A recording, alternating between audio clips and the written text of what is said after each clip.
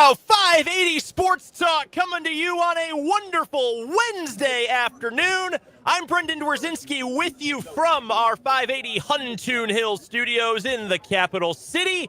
Dan Lucero joining us still for at least the time being from the Star down in Frisco, Texas. And Spencer Dupuis will be back a little bit later on today. He is back from vacation for the holiday, and we will be joined by him to talk some Big 12 football and more a little bit later on. Big 12 football media days still going on down at the Star in Frisco. Yesterday, K-State Day. Today, KU Day. We've got a bunch of KU interviews coming your way. We're going to hear from Topeka native Deshaun Hanika, the new starting tight end for KU, during the 5 o'clock hour today. We will hear from Michael Swain, Jayhawk Weekly, joining Dan in person. Another in-person interview. We don't get many of those, so it's always a lot of fun when we do. In-person interview down at the Star today for Jayhawk Weekly, one day later than normal. And still making sure everything's a little bit tentative when you got a bunch of popular guys down there. But, Dan, if my understanding is correct, we are hoping to hear from both Lance Leipold and Jalon Daniels live in person there at the Ford Center, hopefully within the hour, if not within the next about 80 minutes or so. Hey, yes, that's correct. And how about a surprise? How about a surprise to the show, Brendan? What if I told you that I could get a surprise guest, a walk-on, if you will, to the program today? I would love to hear that. It looks like here momentarily, Travis Goff, the athletic director of the University of Kansas, is going to join me at the table. And all right, so Dan's going to get things set up here. We got live radio going right here as the athletic director of the University of Kansas. Travis Goff's going to put on the headset. Travis, we're live. If you don't mind, appreciate you coming on and spending some time with us here at 580 Sports Talk. Great to have you. Pretty good timing, brother. I walked right up. Yeah. Let's jump in. Love how that worked out. Lots of stuff to be excited about, obviously, with the University of Kansas athletics right now. But the question everybody has, the question our listeners all have is, how's Booth looking? Booth is happening, and it is well on its way. I think maybe we'll even have a little bit of wiggle room to kind of work out some of the kinks, do some dry runs operationally with our great event management staff. We have days slotted where our team is going to practice on the new turf, test the lights, do all those things so the guys can actually get acclimated to a whole new environment. So everything is trending really well. They're working on details, finishings, interiors. They've got landscaping activity going on, concrete, putting the road back in there on the west side. So, we're getting down to those final touches, and it is going to be better than I even ever could have hoped, and I have pretty high aspirations for it. I'm sure you drive by it every day. I've been, you see the light standards going up and everything, driving on I-70 back and forth over there. But August 23rd is when the rubber's going to meet the road, and the national TV audience is going to get a chance to see what it looks like. And I know that has to be so exciting, not just for everybody involved with the construction of it, but just from the standpoint of showing off the campus, showing off the new improved stadium. Well, it's awesome because it's week 0. So people have just gotten a taste of college football. They're clamoring for more, right? And we're 5:30, Big Fox, right, on that Saturday afternoon against a darn good, respected opponent coming into town at Fresno State. I don't think you could have mapped it out any better than that. We're going to get a ton of exposure that night. Going to be a lot of storylines around this continued build for Kansas football. Obviously, investment being made by the entirety of the university in the new booth, the conference center, the new mixed-use development, all the things that are still forthcoming through this project. It's going to shine a light on a great community and a great state. And what else can you ask for? Travis Goff, the athletic director of the University of Kansas, joining us live from Big 12 Media Days here in Frisco, Texas. Mammoth is obviously local to us in Northeast Kansas, up there in Meriden, where my wife is from. So I know that area, know the Mammoth real well. Talk to me about that partnership, because it goes beyond, they kind of got in the game as they were the turf guys. They did fields, and they've done high school fields across the state of Kansas. You can't throw a dart at a map of the state of Kansas without hitting a town that's got a Mammoth field. But they are looking beyond that, thinking bigger, and I know your partnership with them is really multifaceted. It has a lot to be involved with the athletes. So explain to us what that partnership is. Well, first and foremost, I don't think there's a better entity, company, group of people that we'd want to be aligned with, like Mammoth, like Jake Ferrant, and the great leaders there, Bryce, the whole gang. I mean, they're as good a people as you can ask for to be partnered in the bunker with. They're Kansas born, bred, built, which I think is just really cool when you can do big business with a local story like that. I think you do that, especially in a state like ours. Certainly the field part is really important. I mean, we put it in at baseball at the Hoagland Field just this last year. We've done it in multiples of others. And then, of course, here they are right now working on laying that new turf at the booth. So I don't want to just gloss over it because that's a really critically important part of our facilities and our student athlete welfare, well-being, experience. But it does expand that horizon far beyond. In fact, they've been a great NIL partner of ours where we think there's mutually beneficial outcomes from that. It's true commercial NIL. We think they're benefiting. We know our student athletes have benefited from that.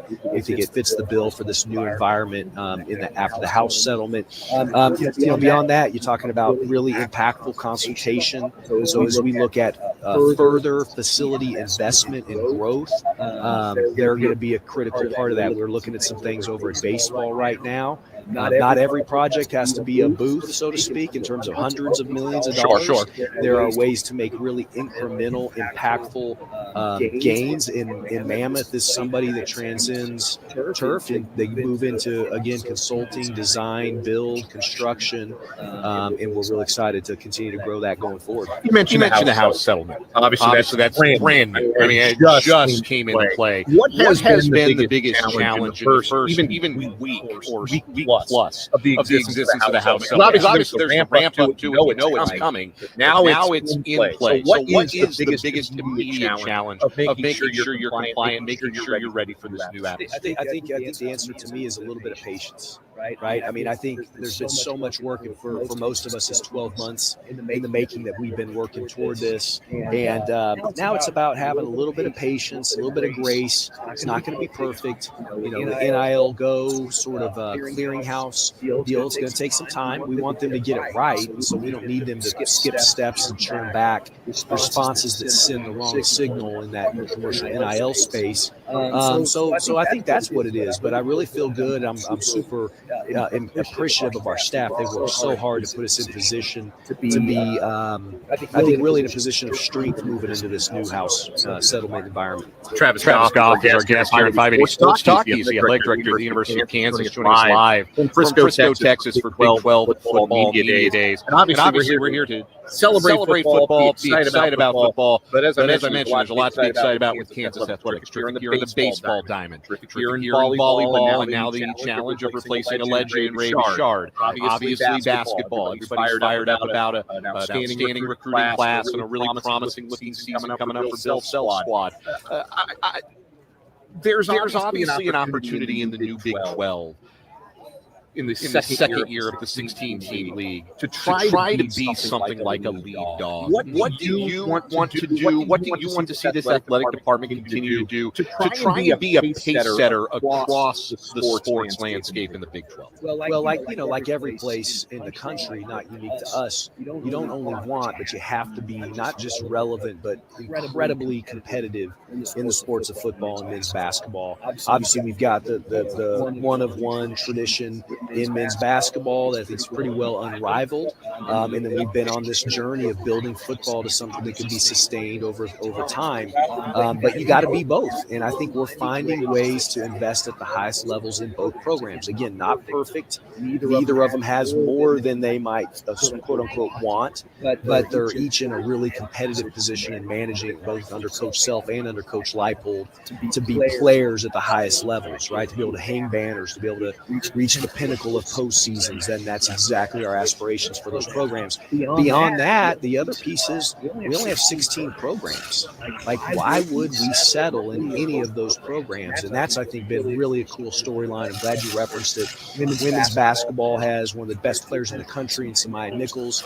Brandon Schneider just brought in 3 state players of the year in this freshman recruiting class. incredible momentum there in recruiting and with that program. Volleyball, Matt Ulmer follows Ray Bouchard, as you referenced, and Ulmer's just a killer on the recruiting trail, and he's building something special early before they even play their first match. Nate Lee just won the Big 12 soccer championship in his first year. Didn't make the tournament the year before, the Big 12 tournament, mind you, and then he turns around in year one and wins the championship. Baseball's been pretty well documented with Coach Fitz and what's been achieved there. But I just think, it's an expectation we should have across the board that all our programs are striving for excellence and for championships, and all of our student athletes and our Jayhawk fan base is proud of all the things that are coming out of Kansas athletics. Momentum is a concept I want to piggyback on, because football had a lot of momentum going into last season, and then the results on the field weren't what anybody expected or wanted last year. 5-7, missed out on a bowl, but it doesn't feel like momentum has stopped going forward. Certainly not on the recruiting trail, not when it comes to fan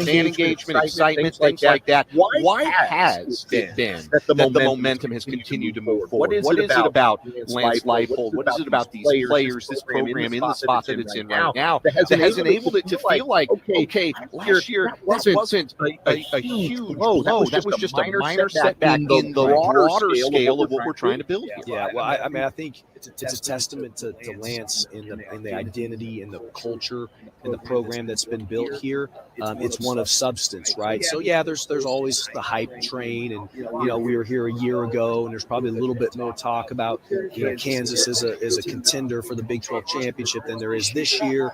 On and on and on, and certainly we fell short of what we aspired for last season. But I think our people, our fans, and then really the football world understands and knows that behind the scenes, what's being built by Lance and the staff and our investment at KU is really pretty special. And so it's never going to be about one season. It's frankly never going to be about 2, 3, or 4 seasons. It's always going to be about how do you stack a layer year after year. Sometimes it's more behind the scenes and less tangible to see. But that's, to me, the definition of real impactful momentum. And that's, I think, what we have right now. And then again, we're all very hopeful that we'll see all that translate from a competitive perspective. Last question for Kansas Athletic Director Travis Goff. What are you most excited about, optimistic for over the next half decade of Big 12 athletics? Not just University of Kansas. Big picture of the Big 12. Where this league is going under the leadership of Brett Yormark. What are you most excited about being a part of as the Big 12 continues to fight for the place at the table that it has earned in the college football and the college sports landscape? I think we've got great continuity now. I mean, we went through a lot, of course, with realignment. We added the 4 initially, and then we added the second batch of 4, and for the first time, we finished a year where we're a 16-team conference. So we're just getting our legs underneath us. I think Brett Yormark, the commissioner, has really settled in very well. He's done some incredible things, and now I think going into this next year for him, it's a chance to solidify and take another step for the conference. There's great alignment and connectivity with the presidents, with the athletic directors on our campuses about the commitment to the conference, about our energy and our momentum.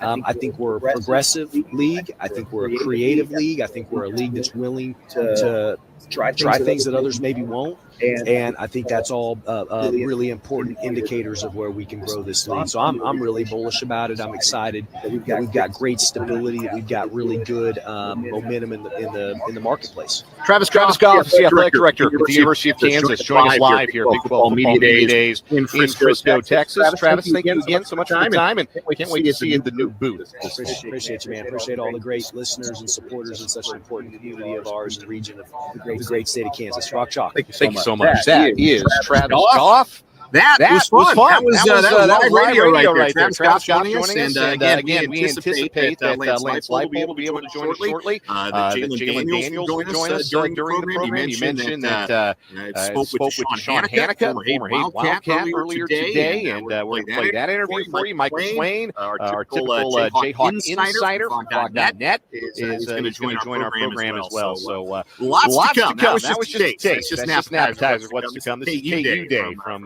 Big 12 Football Media Days. There aren't many places anywhere in any context where the athletic director of a university can just waltz up and, let's chat for 15 minutes. That's a pretty cool thing to have down there.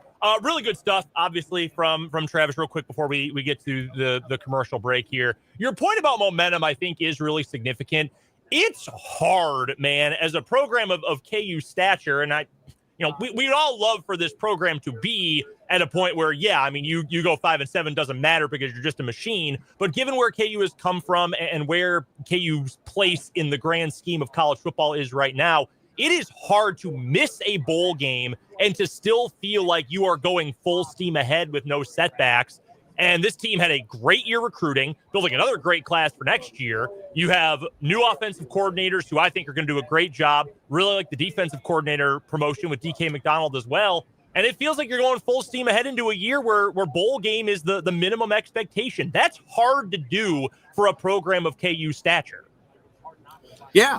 And I think that's the biggest thing to make last year feel like a speed bump and not a brick wall. And I think that from a program where Kansas had been, I think it would have been understandable to look at that like, oh, man, there goes everything we built and we were trying to build towards last year. So disappointing. But no, they are going to build on the way they finished last season. They're building on it with a great recruiting class. They're building on it with excitement for this season. Treating it like a speed bump and not a brick wall. And that's what successful programs do. And that's just the attitude that Lance Leipold has brought to Kansas football over time. And I think there's plenty to be excited about VCU Kansas football coming into 2025. No doubt about that. We're going to hear from Lance Leipold coming up here shortly. We're hopefully going to hear from Jalon Daniels here in the near future as well. Right now, we're going to get to a quick commercial break. When we come back, we'll play a little One Gotta Go, and then we'll hear from some of the top Jayhawks. That's coming up in this opening hour of 580 Sports Talk.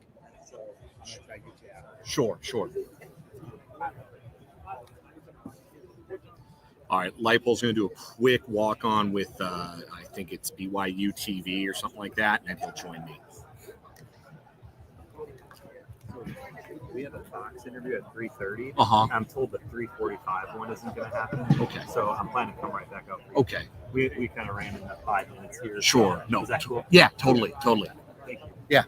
3:45 for Lance. 3:45. Yeah, 3:45. Yeah, we can do One Gotta Go or whatever this segment. Yeah, we got some time here.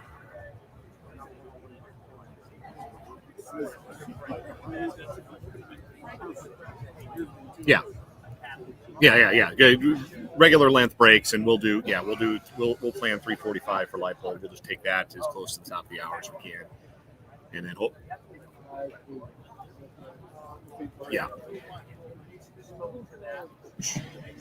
sure. And then we'll plan for JD probably top of 4 if we can do. We'll just get them when we can get them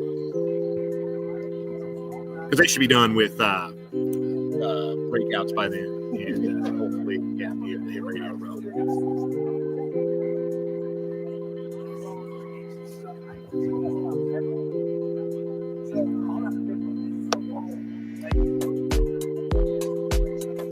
And I'm sorry I missed your text. I should have let you jump in. That's all.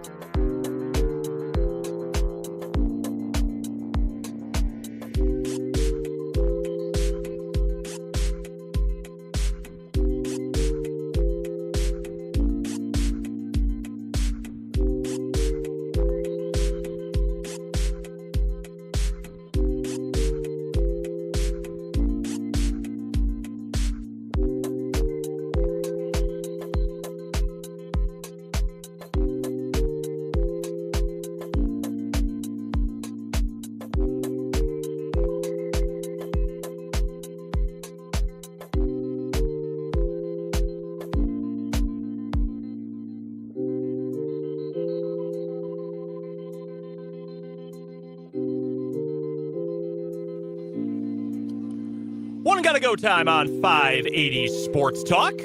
Brendan Dworzinski, Dan Lucero here with you right now. Spencer Dupuis back from vacation. He's going to join us a little bit later on in the show. We've still got some Lance Leipold coming up in just a little bit. The head coach of the Jayhawks will join us. Hoping to hear from JD6, Jalon Daniels as well. Topeka native Deshaun Hanukkah, KU starting tight end. He'll join us coming up in the 5 o'clock hour. And Michael Swain joined Dan today live down in Arlington, down in Frisco, Frisco. We'll hear from the Jayhawks beat writer for Fog.net coming up in just a little bit. All right, let's stick with the Big 12 theme here, Dan, for my first one gotta go today. Let's start at the very top of the conference, the win totals. Amazingly, there are 10 teams within 2 wins of one another in terms of the Circa Sportsbook Big 12 win total projections most recently. So I'm going to give you the top 4. One's got to go. Which of these 4 teams at the top of the projections is not a bona fide Big 12 contender? Arizona State, Kansas State, Texas Tech, their win total is 8.5 for all of them. I'll give you, 6 teams here. Baylor, Iowa State, Utah, they're all at 7.5. I think they're all bona fide Big 12 contenders, to be honest with you. I will give you the one team that I have the biggest question about. It's fair to have questions about all 6 of those teams. The biggest questions for me are for Texas Tech. And they have spent a lot, and they have raised the talent level significantly. Is Baron Morton that guy? Is he an upper echelon Big 12 quarterback? Because I feel like Sawyer Robertson is. I feel like Avery Johnson is, or certainly is going to be. I feel like Devin Dampier can be. And I feel like Rocco Becht is. And I darn sure feel like Sam Levitt is, because he's got a Big 12 championship under his belt. Is Baron Morton that guy? Can he stay on the field long enough to be that guy? That's the biggest question for Texas Tech. If it's answered in the affirmative, they absolutely can win the league. And if it is true that you can build an offensive line primarily through the portal, hard thing to do, but if Texas Tech pulls it off, they can absolutely win this league. But those 2 questions to me are bigger than any of the other questions I might have about, are we overrating Baylor because they beat up on the lower half of the league in the second half of last year? Or is the leap coming for Avery Johnson? Or is Devin Dampier really that guy at the Power 4 level? Like, there are viable questions about all of those teams I consider in the contender class, but I think the biggest questions I have are the ones about Texas Tech. I think that's totally fair. I think that's totally valid. And because if it works, they're going to the playoff. If it doesn't work, this has spectacular calamity written all over it. So I think the variance for Texas Tech is very high. I'm going to zag a little bit here, though. I'm going to give you Baylor. And here's why. I like Sawyer Robertson. I like Dave Aranda. Do you remember what the narrative around Baylor and Dave Aranda was this time last year? It was, get ready to learn defensive coordinator in the SEC, buddy. His seat was nuclear hot. And then it clicked. And credit to Baylor, because they had the want to and the infrastructure to turn these things around. They said, we are going to give you everything you need. You've got the quarterback in Robertson. They found that out in 2023, even though that season didn't go very well. You've got the quarterback you believe in. We're going to make sure you've got NIL funding. We're going to give you a little money to make sure that your assistant coaching pool is in good shape. You got to figure it out. You have no excuse this year. And it worked. We're still just 12 months past, hey, Dave Aranda's totally getting fired, right? Like, I don't think he's the same kind of hot seat this year, but it wasn't that long ago that Baylor felt like a real house of cards in this conference. So I think Texas Tech is the smart money answer for sure, but I think that Baylor does have, there's a little bit about this Bears team that I still feel like if it goes south, it might really go south, because not that long ago, things were really going south quickly for this team. Week 4, their 4th game last year, they blew that game that they could not possibly have lost at Colorado. Yep. They lost on the Hail Mary. We thought he was getting fired. Everybody thought Dave Aranda was getting fired after that game. We thought they were going to tarmac him. It was such an unsatisfying explanation for the defense that they chose to run at the end of that game in regulation, on which they gave up the Hail Mary. And they ripped off the big winning streak at the end of the year. Who was the best team they beat in that stretch? Because I'm going to give you the teams that they beat. Tech, OSU, TCU, West Virginia, Houston, Kansas. Who was the best team in that group last year? TCU, then KU. I mean, shoot, you could argue it was KU, to be honest with you. KU sucked in that game. Yeah, but the way that Kansas had played, I mean, they looked like the best team in the league for 4 weeks. Yeah, probably them or TCU. But my point is, it's not really an imposing collection of wins that Baylor put together. It's not like they ran roughshod over the heavy hitters in the Big 12 last season. So that is my big question with him. Like, how much of that was legit? How much of that was Sawyer Robertson got to put up big numbers against teams that weren't particularly good? Like, the numbers don't lie. They're spectacular. And maybe there's more ceiling for Sawyer Robertson to get to. Remember, he didn't win the job right away. We all thought DeQuan Finn was going to be the guy in Waco. And Sawyer Robertson stepped forward. He won that job and was, by some metrics, the best quarterback in the Big 12 last year by certain statistics. So, like, I do think Baylor's good. I do think they're in that contender class. But might have been a little bit of fool's gold. We might be putting too much weight on a successful run late last year against teams that were in the middle to the bottom of the Big 12.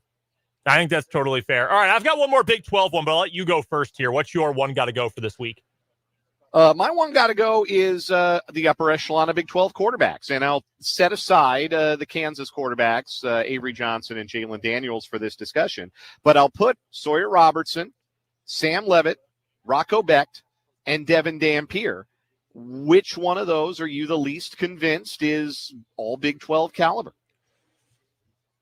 Oh, that's a very interesting phrasing of that question, because my initial reaction was going to be Dampier, who I think best case scenario, I mean, he All-American kind of good. And I was going through his game log from last year a little bit earlier. In fact, I was preparing a segment that we are now not doing because we talked to Travis Goff instead, which is great. I'm thrilled to have thrown that in the trash to talk to Travis Goff instead.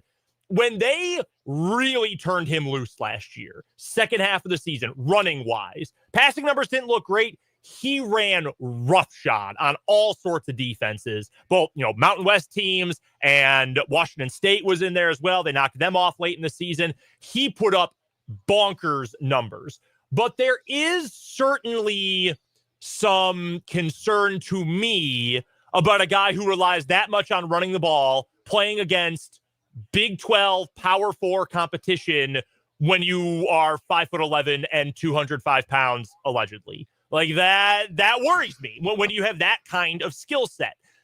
I think I'm still going to lean there, although the way you phrased the question kind of made me lean toward Rocco Becht being my backup answer, because the good with Becht, and I said this the other week, a week or two ago, when we did the Say Something Nice About Every Team segment, the nice thing I said about Iowa State was Rocco Becht can win you any game. And there are games where he'll play like garbage for 52 minutes. But if he turns it on in those final 8, he's going to go win you a game. And we saw it, 3 times just last season? He's got that in him. The problem is the floor can also fall out sometimes. And then it gets ugly. He does that against KU every year. The bottom falls out. Even if he puts up numbers like he did last year, he still doesn't play well enough to keep them in a game. I don't know why KU's his kryptonite, or Matt Campbell's kryptonite recently. So I think I'm still going to go with Dampier because I think that volatility is worrisome. But Becht's floor is also concerning, even if I have kind of fallen in love with the high points of his game. I'll say this about Rocco Becht. He is listed at 6'1". I believe that now, having seen him in person, to be a little generous. And that's okay. Look, we've all added a couple of inches in the program to our heights. Noah Fafita is listed at 5'10". I think I'm taller than he is. And I'm a generous 5'10", and I think I'm taller than Noah Fafita is. So look, like, all been there. But yeah, there are some quarterbacks who look the part. Rocco Becht's kind of an unassuming guy physically, which makes what he does, I think, a little bit more impressive in its own way. All right, I had one more for us. This one, a little negativity here. I'm going to ask you to pick the coach who is on the hottest seat going into this year. We're going to go with Mike Gundy at Oklahoma State, Scott Satterfield at Cincinnati. We'll go with Brent Brennan at Arizona. And this one feels maybe a little bit wrong. but I'm going to add Kyle Whittingham on here as well. I don't think there is any scenario, barring scandal, that would get Kyle Whittingham actually fired. But I do think an ugly, like a 4-8 year might get us to, hey, Kyle, it's time to announce your retirement. So I don't think it'll ever get truly ugly. And that one admittedly is a stretch, but I needed a fourth. So there you go. Gundy, Brennan, Satterfield, Whittingham. Who's on the hottest seat? I think it's Brennan. And I like Brent Brennan. I want to be clear on that. I think that what Brennan did at San Jose State, which is a program with like no resources, is super impressive. So I think he's a good coach. But he took over a program that was moving in the right direction from Jed Fish. And they went 4-8 last year. They went from 10 wins to 4 wins.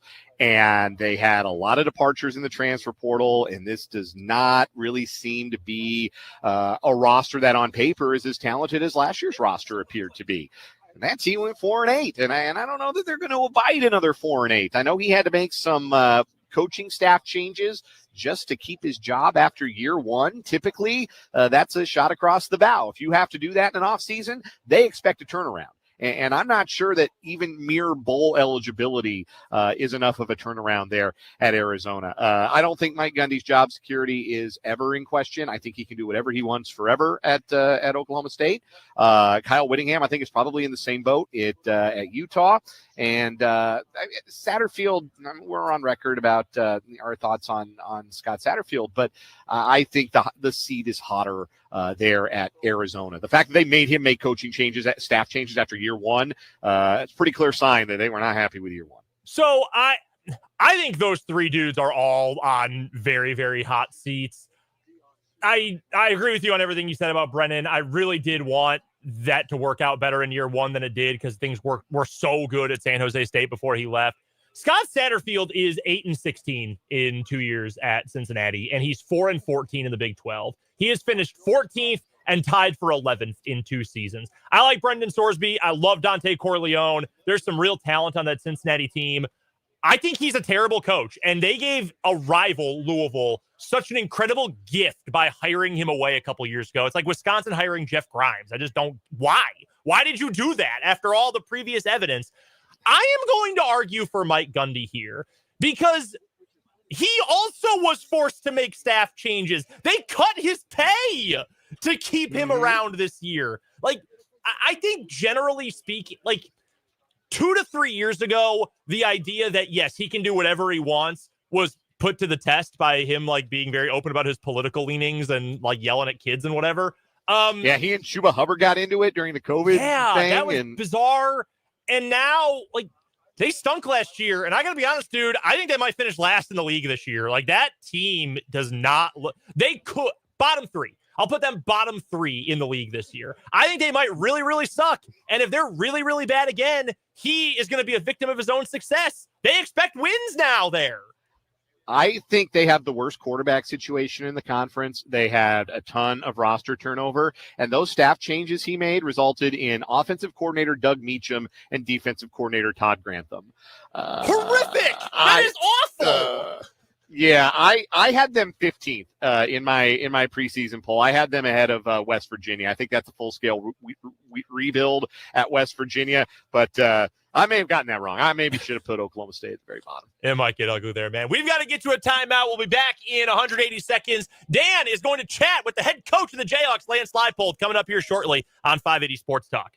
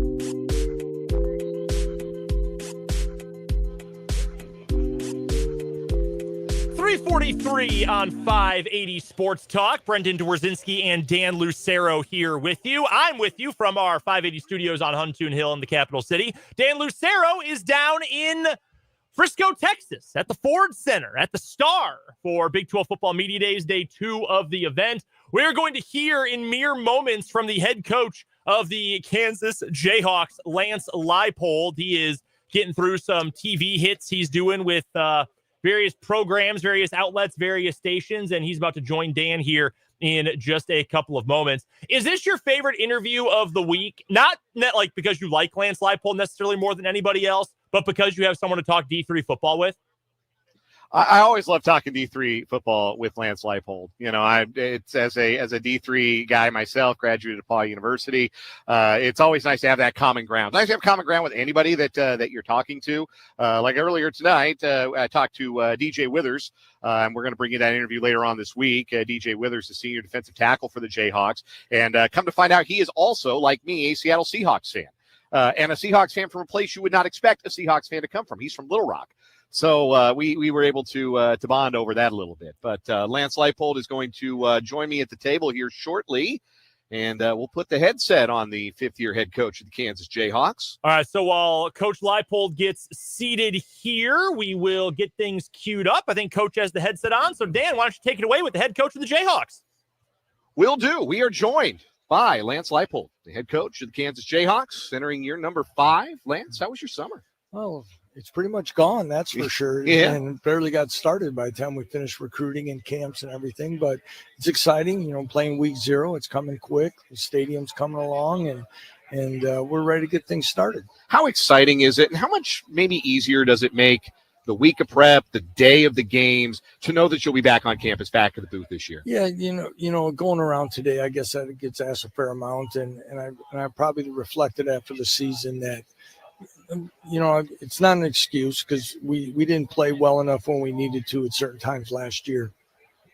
But I don't know if we fully understood what some of the displacement maybe in preparation from spring and other things that we went through, maybe what it could have done and what it might have been the difference. But knowing that we're back in Lawrence and having this new stadium to be a part of is definitely exciting and kind of puts us at a different set of ease as long as everything's completed.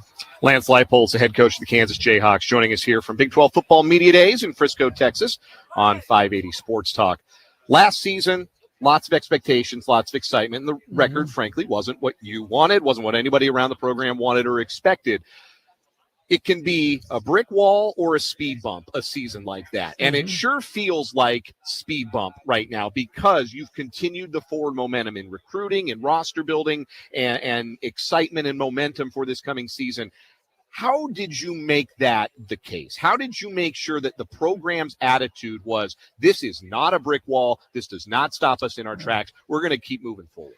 Yeah, I think first of all, it's internally with staff and players to make sure that the belief is still there. That and again, those losses were close, and guys could understand how narrow the margin was for us. Just like as we were building it, we thought we could get ourselves to a point of being a highly competitive football team. As you're asking the question, and I'm asking to myself is, when we took this job, would we be happy with a 5-win season out of it, you know, in the first 4 years? And the answer probably would have been yes. But the problem was after winning 9, expectations drastically changed, and they should have. And we're not going to run. We should embrace those, and that's what we came here to do.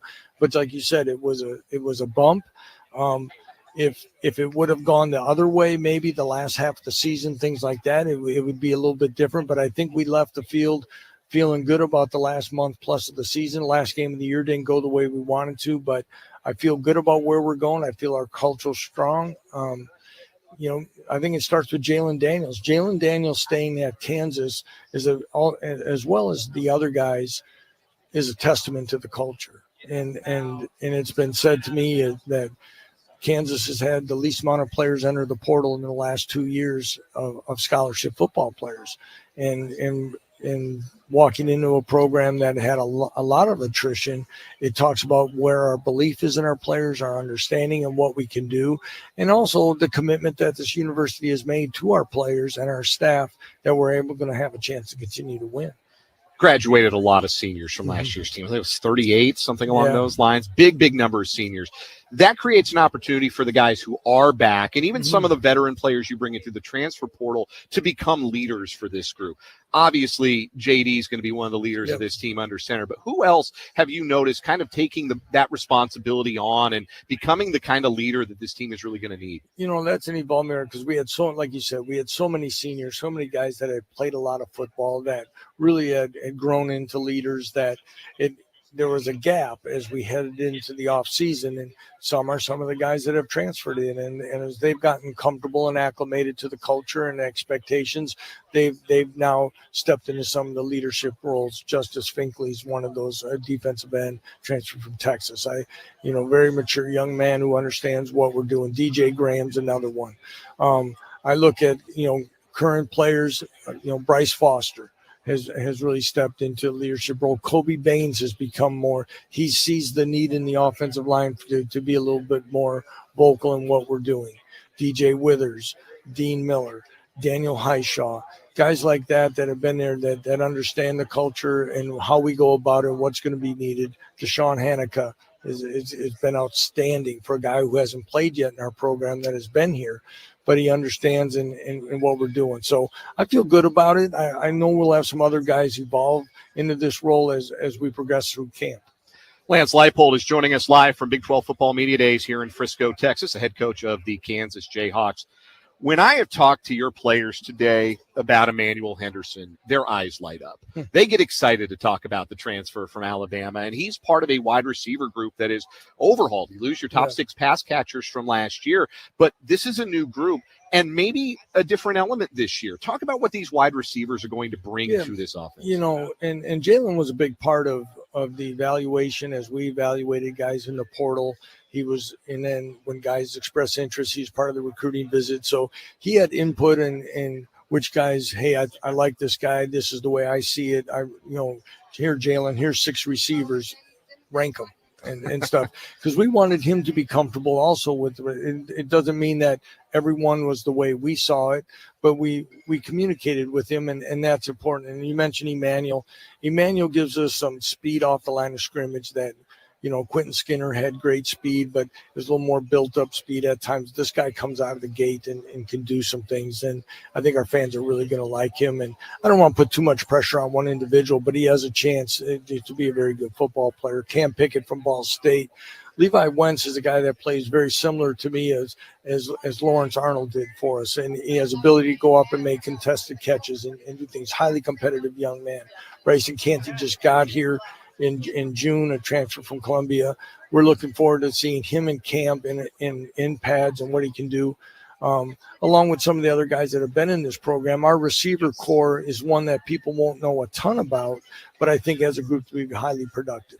Over on the defensive side of the ball, first, what's DK McDonald brought to the defensive coordinator position? I think DK's taken a look at some of the things that we did last year. He refined some of the things. I think he started off like a lot of people want to narrow it down a little bit, simplify a few things, and get our guys playing fast and confident. And Brian Borland and I were together for 18 years, and I think the world of Brian. Wish him the best in retirement. And but as we go through it, I think there'll be some different twists and a little different on some expectations from our guys. But I think getting our guys, he's always big about communicating. And I think sometimes in our earlier days when guys were unsure, they don't speak up.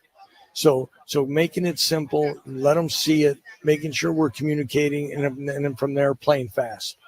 Which group on defense, which level of on the defense, I guess you would say, do you feel like has to be the tone setter this year? Is it your line, your linebackers, your defensive backs? I think last year you kind of built from the back forward because you had such experience back there. Where are you building from this year, the building block of the defense? I think up front, we have the most returning guys probably coming back in the defensive line. I think that, again, if you want to be a good defense, you got to be able to stop the run. I think there were times last year we didn't do a good enough job of that when we needed to.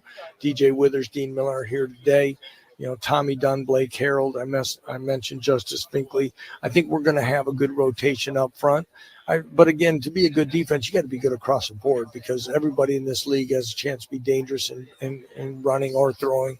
Our linebacker core is going to continue to be competitive. I think the 3 transfers that came in are definitely going to help us. I like the additions in the secondary, as well as a couple of the younger kids in our program that either redshirted or played a little bit. Jalon Todd played a little bit last year, played special teams, played in a couple situations. Austin Alexander's a young corner from Chicago. I think he's got a really bright future. And DJ Graham, Jaleel Hurley, another transfer from Alabama, extremely athletic guys and DJ Graham played at Oklahoma last time we played them, and then transferred to Utah State. Now he's with us. He's seen a lot. He's played a lot of football, and we're going to need that type of experience. The transfer portal did not subtract from your roster as much as it has subtracted from other rosters across the country. You've been able to add to it. It's been much more additive for you guys than not. Why is it that you've been able to maintain your roster in a way that some other programs haven't been able to maintain that roster continuity? Even with as many graduating seniors as you had last year, we're talking about a lot of guys who are back and a lot of guys who don't just know the scheme, but know the expectations of the program, know how to lead that next generation of Jayhawks.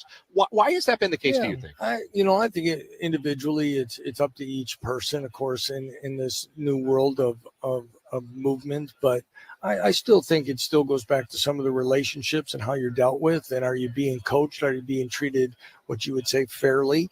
And are you given an opportunity? And then, we've tried to also say and educate in ways is a lot of times guys are making decisions based on finances. And if you're making all your decisions in life just off finances, I don't know if you're ever going to be happy.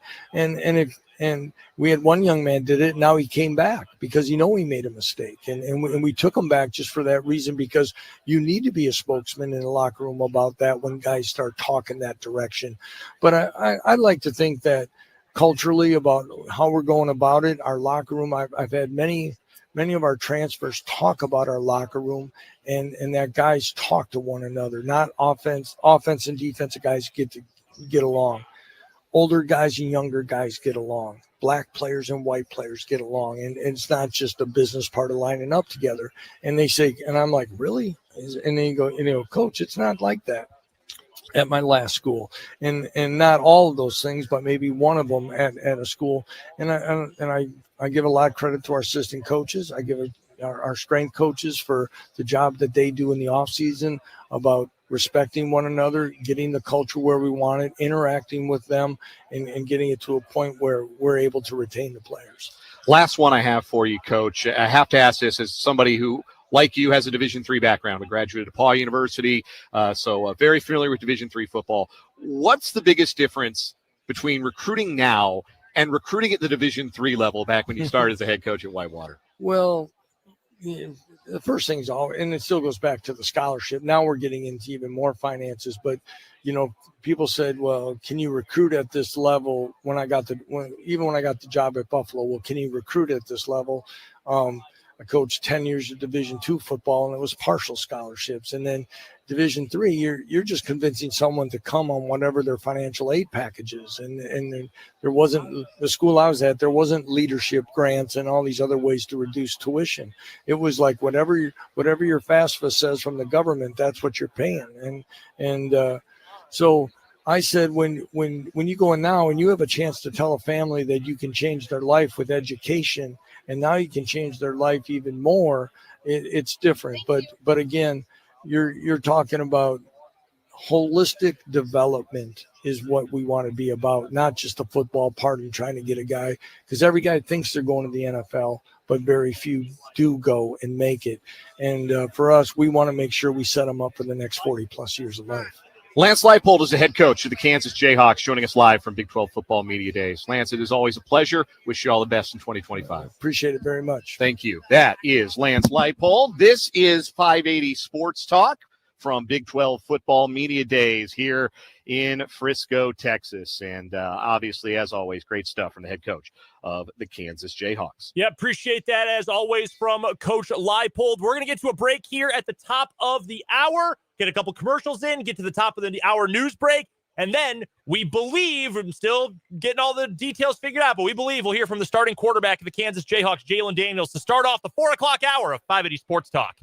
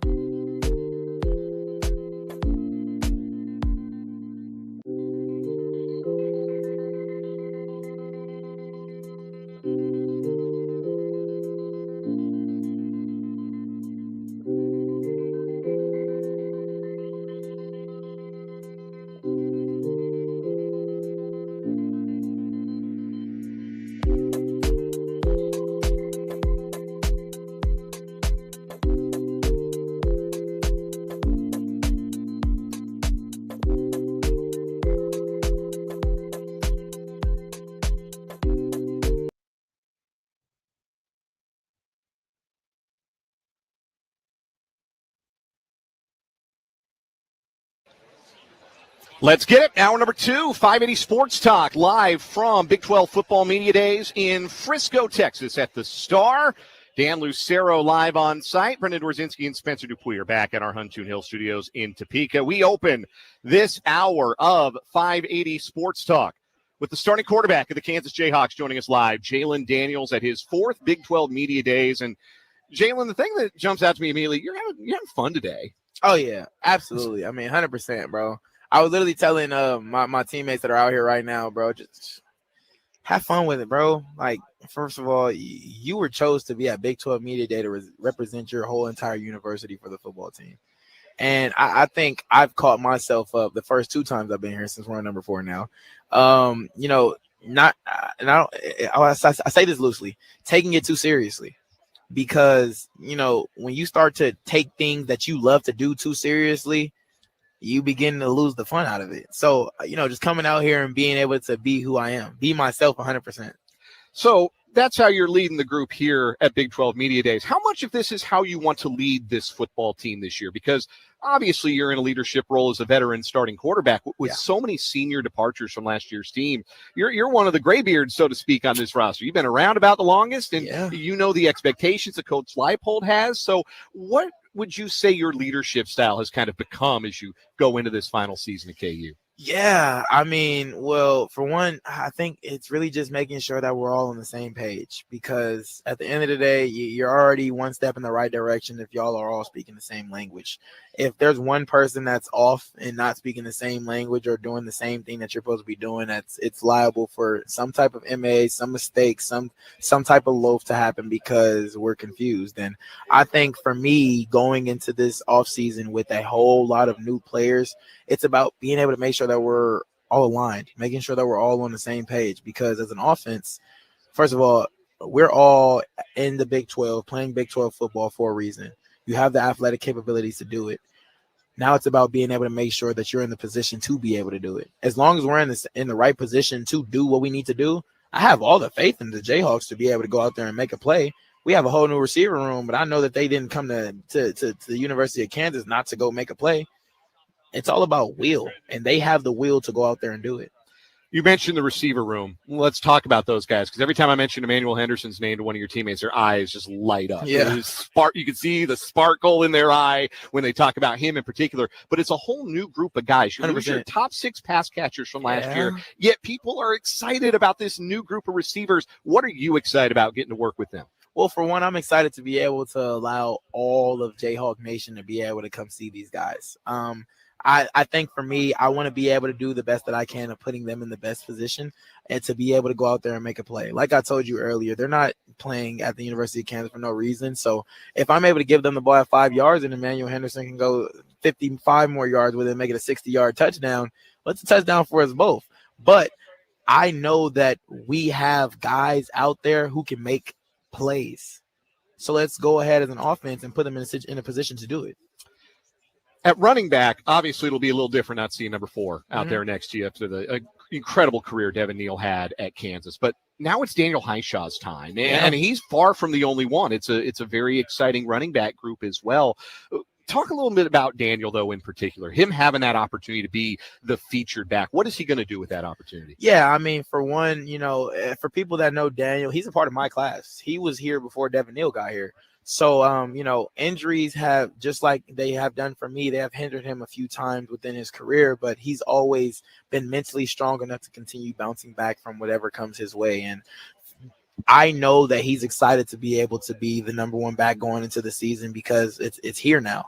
Everything that people had to say outside noise, oh, Devin Neal this, Devin Neal that. Now, Daniel, this is your time. This is your chance. This is your opportunity to be able to go out there and be able to show the world what you can do. And though he's done that on multiple levels, it was easy to not be able to recognize it with a prestigious running back who our record holder, Devin Neal, back there. We're talking to Jalon Daniels, quarterback for the Kansas Jayhawks, here live from Big 12 Football Media Days in Frisco, Texas. Defensively, a lot of departures in the secondary last year, but some new guys coming in this year, some guys, holdovers, looking to make an impact the same way that guys like Kobe Bryant, Mello Dotson, Marvin Grant, O.J. Burrows did over the years. You practice against those guys. What's your view of this year's secondary and what they're capable of? I think that they're very sound. I think with having a new group, you have to buy into the coaching that they're giving you, because you can't freestyle and do what you want. You're now in a whole entire new program, a whole entire new system, and you can't just rely on your ability to be able to make plays. You have to work within the scheme of the offense. And I believe Coach DK, our new defensive coordinator, has done a great job of being able to scheme up a defense to make sure that these players are in the position that he wants them to be in. Speaking of a change in coordinators, what's it been like for you to work now even more closely with Jim Zebrowski as the offensive coordinator? Yeah, I mean, it's funny you asked that, because me and Coach Z have kind of always worked the way that we do now. Coach Z has been there from the beginning of my time playing with Coach Leipold, because he's been there since Coach Leipold's gotten here. But he's been able to see my highest of highs. He's seen my lowest of lows. He knows what I'm good with. He knows what I'm bad with. He knows what I like to run in certain situations. He knows what I don't like to run in certain situations. So him being my quarterback coach for the past 5 years has, I believe, put us in a situation for us to be able to work great as an offense. I mean, we got the chance to be able to see one game of Coach Z being the offensive coordinator, and we got the chance to be able to come back with a bowl win after that. So I'm very interested to go see how Coach Z comes this season. Jalon Daniels joining us. He's starting quarterback for the Kansas Jayhawks here at Big 12 Football Media Days at the Star in Frisco, Texas. You've been a quarterback that has accomplished a lot at Kansas. You've accomplished going to bowl games. You've accomplished being Big 12 preseason offensive player of the year. There's lots of plaudits, lots of things that you've done.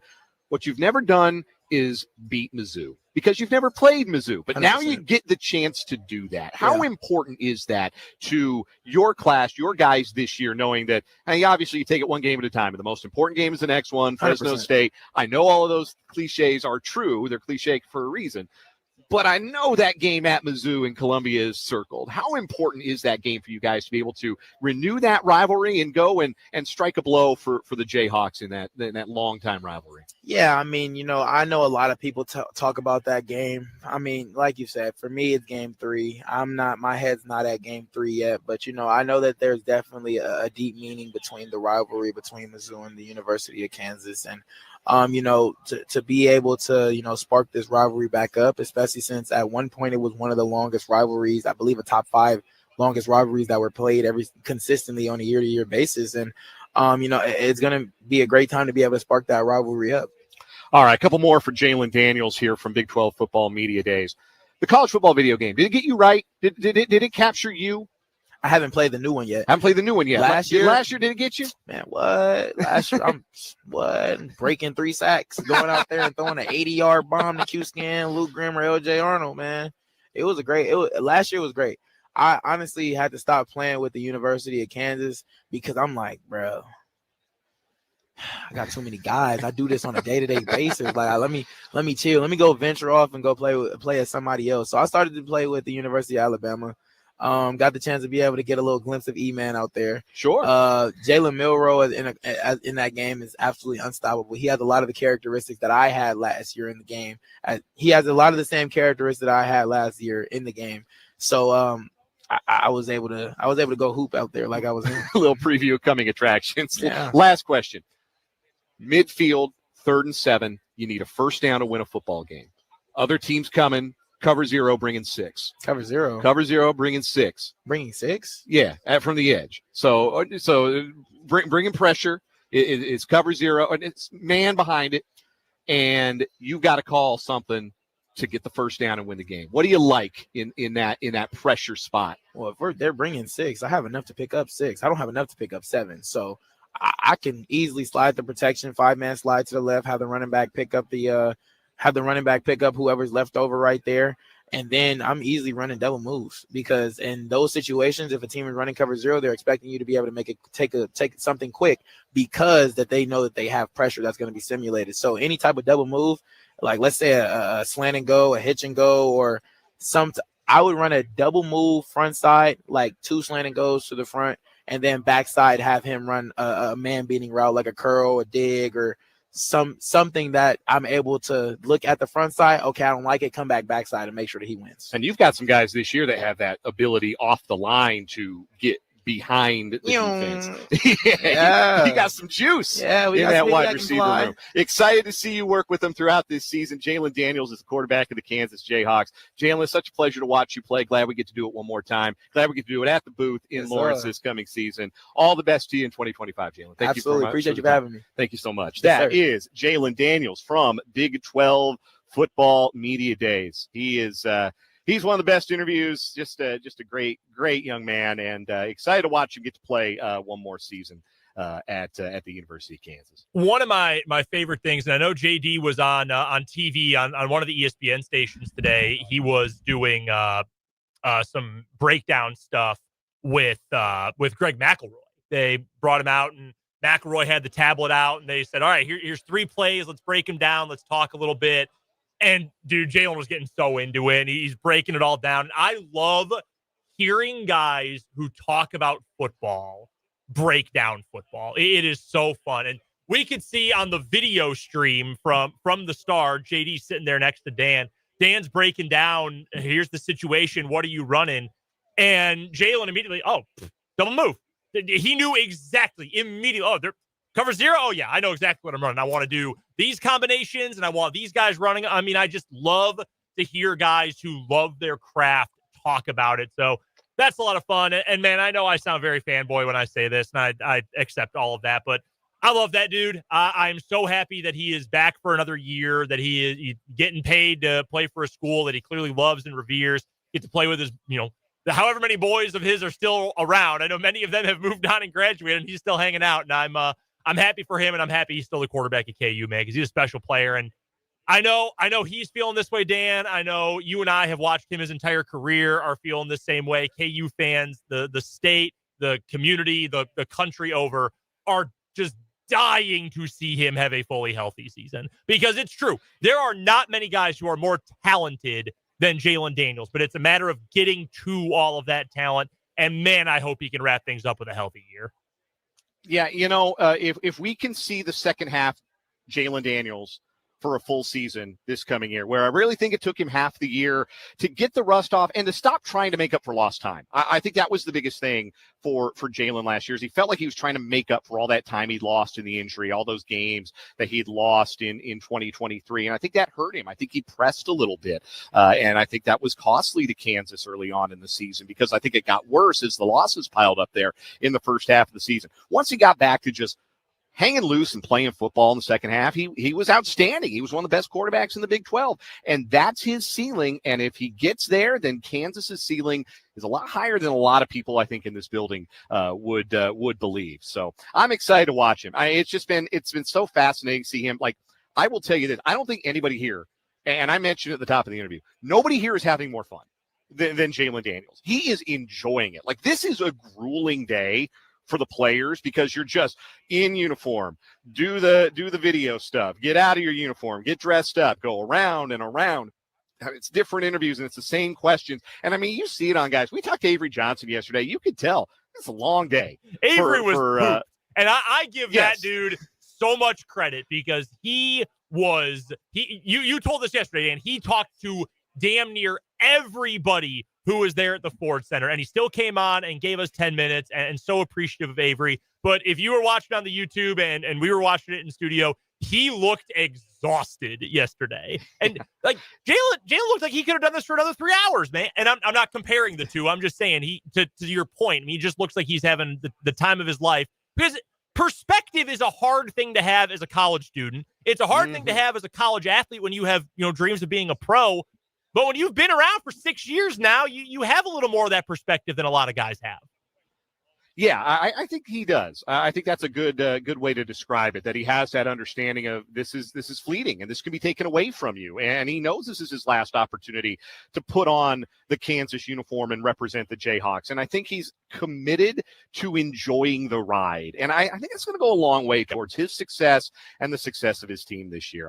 You can't help but like him. You spend 10 minutes around him, and you just like him. Like I want to hang out with him. I want to play in college football 26. They had it set up up a couple of tables down. Man, I was getting the addict itch just watching him play earlier today. I want to sit down and play video games with that guy. Like that's the kind of person that he is. And so you can't help but root for him and his success. And I think he's in line for a big year. And I'm not kidding. I think these wide receivers are going to be very impressive this season. And that's no disrespect to a great senior class of receivers that departed last year. But these guys, and we're going to talk to Michael Swain about them coming up a little later on the show. These guys have some real explosion to them that are going to make them really fun to watch. I'm telling you, man, everything I have heard or been told or read, Emmanuel Henderson is that dude. So I'm super excited for him. Dan, I think you're done with your interviews. You got 5 more minutes in you, or are you hitting the road? I would like to hit the road. Get the hell out of here. Get out of here. Get him off the camera. Turn the microphone off. Get out of here.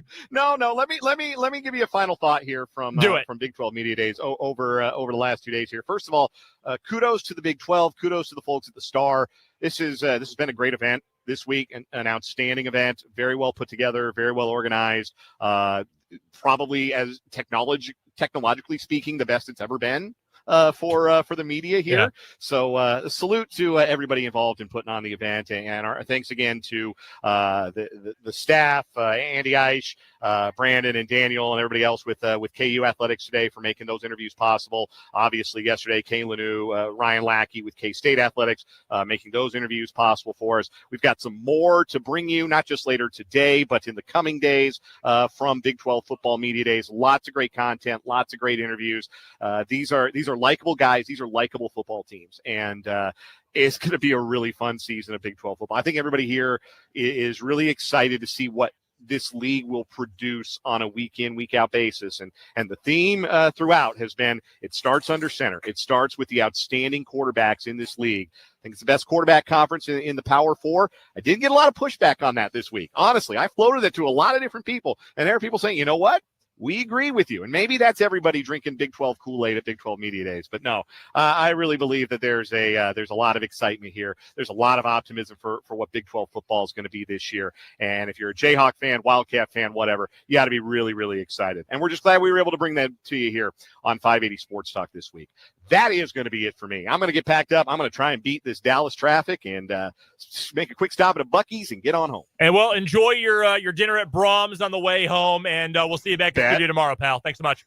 Sounds good. Keep it real, fellas. That is Dan Lucero from the Star down in Frisco. He'll be back in studio tomorrow. I'm Brendan Dworzinski. That is Spencer Dupuis back from vacation. Welcome back, Spence. I am back. I am here. All right, so we're going to hear from some more of what Dan was doing down there at Media Days later on in the hour. Michael Swain is going to join us here within about 10 minutes or so. We're also going to hear from Topeka native Hayden Wildcat product Deshaun Hanukkah coming up in just a little bit, too. He was not originally part of the contingent from KU that was supposed to go down there, but Bryce Foster actually had surgery, so he's going to miss the start of fall camp. He sounds like he's going to be okay. Not going to miss any time during the season, but needs to recover from the cleanup. So Deshaun Hanukkah got the call instead, and really good stuff. Really excited for you guys to hear what Deshaun had to say. Real quick, Spencer, before we get to what is wrong with you, I had a whole gigantic half-hour segment planned earlier, and we haven't gotten to use any of it, which is fine because I'd much rather talk to JD, Coach Leipold, and Travis Goff. I put together a list of one big question for every team in the Big 12. We're just going to sprinkle these in where it fits the rest of the day. So we might not get to everybody, but I'll ask you the KU and the K-State ones here. We'll start with KU. It's been KU Day today. Can the defensive coordinator switch take this unit to another level? This is the big question for me because I think the offense is going to be good. Yeah. Jalon Daniels is a very good quarterback. He's got to be healthy, obviously. That's the caveat you have to include. He has a tremendous relationship with Jim Zabrowski, who I think is a brilliant coach. And I'm so excited that he and Matt Lubick are the co-offensive coordinators this year. I like the new receivers. I think Daniel Highshaw is made for the moment to take over as lead running back. I like the offensive line room. I think the offense is going to be good. The defense, how much better do they need to be? And can DK McDonald get them there? That is my big question, I think, going into this year. I like the hire. I like the promotion. I think that's just what we have to figure out to see how high that ceiling is for KU. Yeah, I mean, I liked it last year because I think it was I was here when he was hired. Yes. He was hired as a DB's coach, yes, I believe. Correct. And I thought that was a great hire. The NFL experience, just the the wealth of knowledge that he brought from the next level, and then you see him for a year, get his feet wet at KU and see what he can do with those DBs. And now he's got the challenge of being the coordinator for the whole defense. And I think a guy like that can do something good for this team. And I mean, honestly, only time will tell when they hit the field. But I think I feel like it's younger blood maybe would be the term I use. Like just some new blood, new little blood, freshness, like getting a fresh take on what the defense is, I think is great for a team. And no disrespect to Brian Borland, but it was time. It was time to get some new eyes on things. For K-State, you were out still yesterday, traveling back from DC when we had K-State coverage yesterday. It's the same question I've been asking all offseason, and I'm excited to find out the answer. How much closer to his ceiling can Avery Johnson get? I think his ceiling is as high as any quarterback in college football. I really do when you factor everything in. How close can he get to that? Because the closer, in my opinion, the closer he gets to his ceiling, the more likely it is that K-State goes to the college football playoff. Oh, yeah, I 100% agree with you. And I think that the more we see, and I think, honestly, it's great that they're going to start with the game they're going to start with. Yep. Because you're not sprinkling in some things here or there when you're playing your FCS or your group of 5 teams, right? That's usually what the start of the first few weeks is. You're going full steam ahead. Hey, look, this is what I've learned this offseason, and this is how I put it into what I've learned over the past couple of years. And I think if that ceiling is as high as we think it is, I think we're going to learn right away week 0 in Ireland. Let's get to a commercial break, our first of this 4 o'clock hour. We've got What Is Wrong With You, brought to you by Ryan Mo Winkle coming up next. Then we'll hear from Michael Swain, who joined Dan Lucero in person down at the Star for Jayhawk Weekly. Plus, we've got Whiskey Myers tickets for Saturday night that we are giving away before this hour is done. All coming up, 4 o'clock hour, 580 Sports Talk.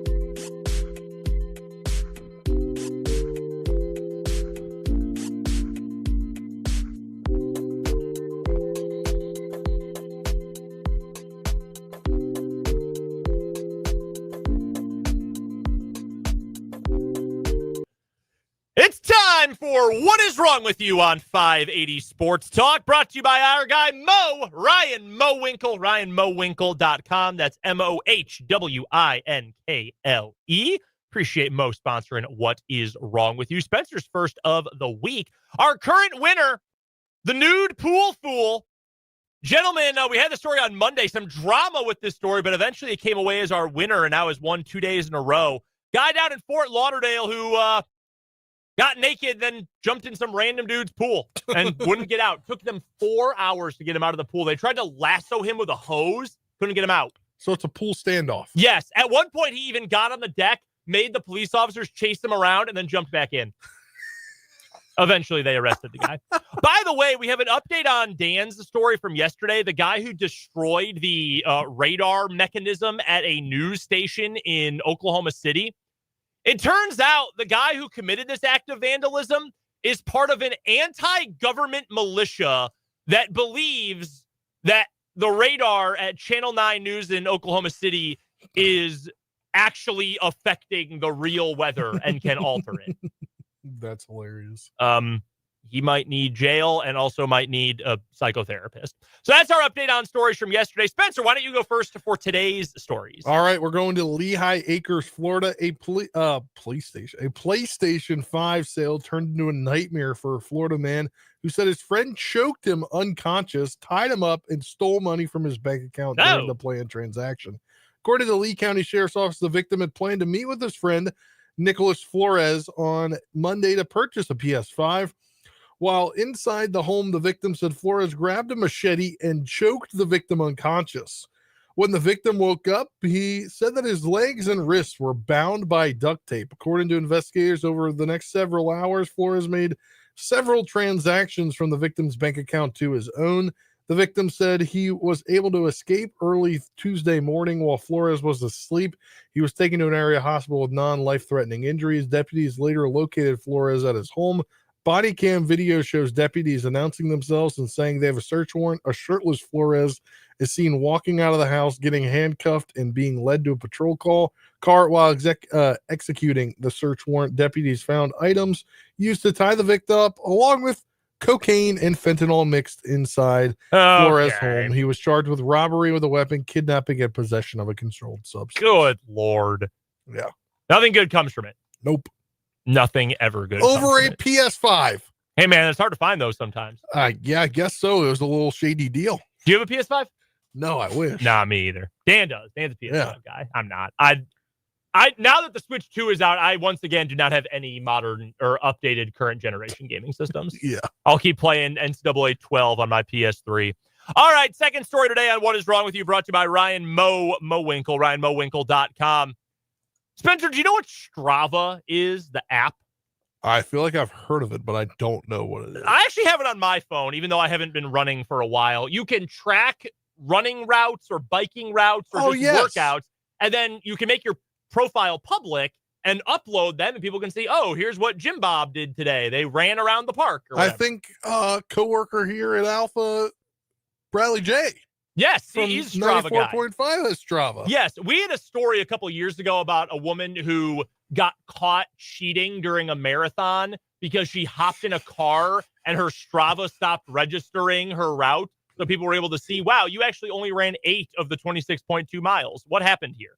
So we go to Sweden, where Secret Service bodyguards for the Swedish Prime Minister, Ulf Kristersson, have been using Strava on public accounts. Wow. And it has led to the jeopardization of the Prime Minister's safety over the course of several years. Jeez. They accompany him on his morning runs, so their Strava data is being uploaded to the internet for anybody to see. They're Prime Minister, safe and protected and private. Instead, they're telling the whole world, hey, here's exactly where we were running. Even worse, Spencer, this stuff is so exact and specific. They're able to see where in government facilities their walking patterns are between rooms.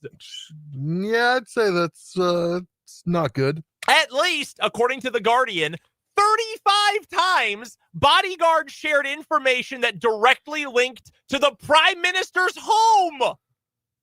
They also revealed his own running routes and the locations of his overnight trips, including a trip to various vacation destinations. This same total lack of attention paid by the Secret Service has also put the leader of the Swedish Democratic Party, a former prime minister, and the Swedish royal family all in danger. Yeah, that sounds bad.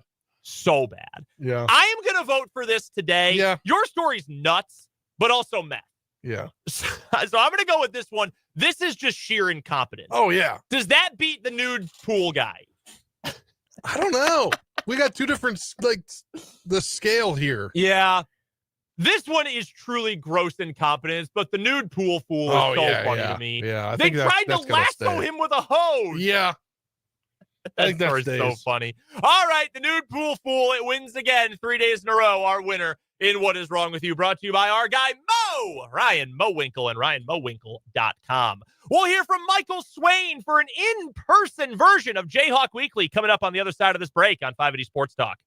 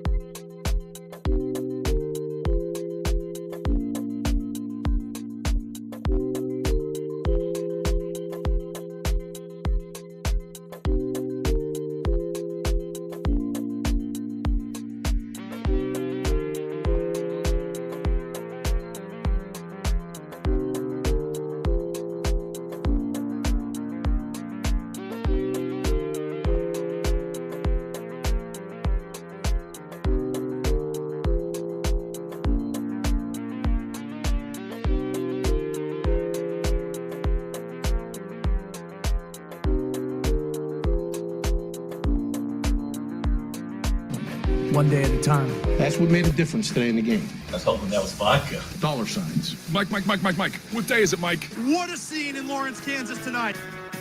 Joining us today from Big 12 Media Days at the Star in Frisco, Texas, our usual guest for Jayhawk Weekly here on 580 Sports Talk, Michael Swain from Fog.net, part of the 24/7 Sports Network. Great time to subscribe. Become a VIP member over at 24/7 Sports. Get all of Michael's outstanding insider info get you fired up for football season. Michael, how fired up are you being here for talking season to start things off? I love it. I'm fired up. It's interesting time of year, especially with a season like this for KU coming up, where there are a lot of question marks and there's a lot to talk about. It's not like last year, where you kind of had a good idea of what's going to look like, and you're more talking about, all right, what are the expectations? What do you think is going to happen? This year, it's like, who's going to be playing? That's what we're trying to figure out. So I'm excited. It's always interesting. And as always, I'm happy we did this on a Wednesday because there's always some news breaking on Wednesdays, isn't there? There certainly is. And the news today that one of the anticipated members of the traveling party for KU, Bryce Foster, first team preseason all Big 12 offensive lineman, not traveling today, not with the traveling party. What have you learned about why that is? Yeah, we just talked to Lance Leipold a few minutes ago, and he said that Bryce underwent a cleanup surgery to fix something. He didn't go in depth of what part of the body, but a cleanup surgery, an injury that popped up this summer. It doesn't sound like it was from track, but it's something that popped up this summer. They got it done.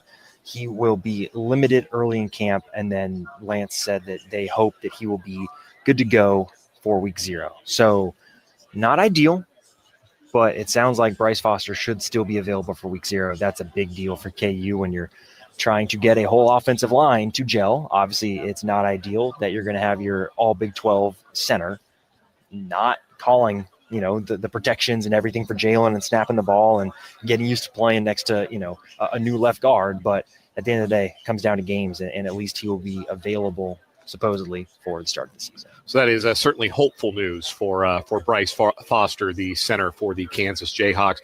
How did you sense that Lance Leipold was different in addressing the media today as opposed to last year when the expectations were high, when the momentum seemed to be moving forward? This year, the expectations aren't maybe as high for this Kansas team. They're not being talked about as a Big 12 contender, but at the same time, there's still a lot of momentum, certainly off the field, recruiting-wise for KU football, and a roster that they feel good about, and a quarterback with lots of experience coming back. What difference did you notice, if any, in how Lance Leipold spoke to the media today? Yeah, I think it's honestly backing up what I feel about this team, which is just intrigue. And you can sense that. Where last year, man, it was so much of it was, I think, expectation management. People talk about college football playoff and you got this and that. And you're never going to say, hey, let's pump the brakes on this. But I think there are certain ways that Leipold answered questions last year that was like, okay, let's not get out in front of our skis here. We still got to go play the games. And this year, just talking to him off to the side, you sense that he's excited to watch camp and see who steps up. He mentioned, linebackers are a great example. They got 3 really good players with Bengali Kamara, Joseph Sipp, and Trey Lathan. Who's going to play in what packages, right? That's the stuff they got to figure out. And it's stuff that I think football coaches, if you're a head coach, you're a coordinator, you're a position coach, it's stuff that's really interesting. Obviously, we've heard plenty here about wanting to be in coaching for the right reasons. You want to see guys develop and grow and become better people, but also you're in football coaching because you like to coach the actual sport. And I think that's what's going to make this camp so interesting, and why I think you can sense some excitement from Lance is just the fact that you're back to that, right? There's going to be competition, and that's been a big theme that I think we talked about in January when KU came back was, hey, there are going to be a lot of spots up for grabs, and you're not going to know who's going to start until late July, early August. It's a little different this year with camp starting July 24th, but it's going to be an interesting year. And I think you can sense some of that with Lance, where he is looking forward to some of that newness, where it's going to be a lot of interesting dynamics to track going into the season. Michael Swain of Fog.net, part of the 24/7 Sports Network, joining us here for Jayhawk Weekly live from Big 12 Football Media Days here in Frisco, Texas. Watching Jalon Daniels today just move around the building, interacting with other media, interacting with some of the interactive stuff here. It strikes me how much fun he's having, how confident he seems. And that is a little bit in contrast to some people who come here and it is a little bit all business and, they understand what they're here to go through the car wash and all that. And JD's been through this before as a player, and we all remember the locket with his highlights in it from the 2023 version of Media Days. But he does seem really loose and really confident and really comfortable. How does that fit in with what you've heard about him from coaches and teammates and just what his attitude seems to be coming into this final season of football at Kansas? Yeah, I mean, there's a few different ways we can go with this.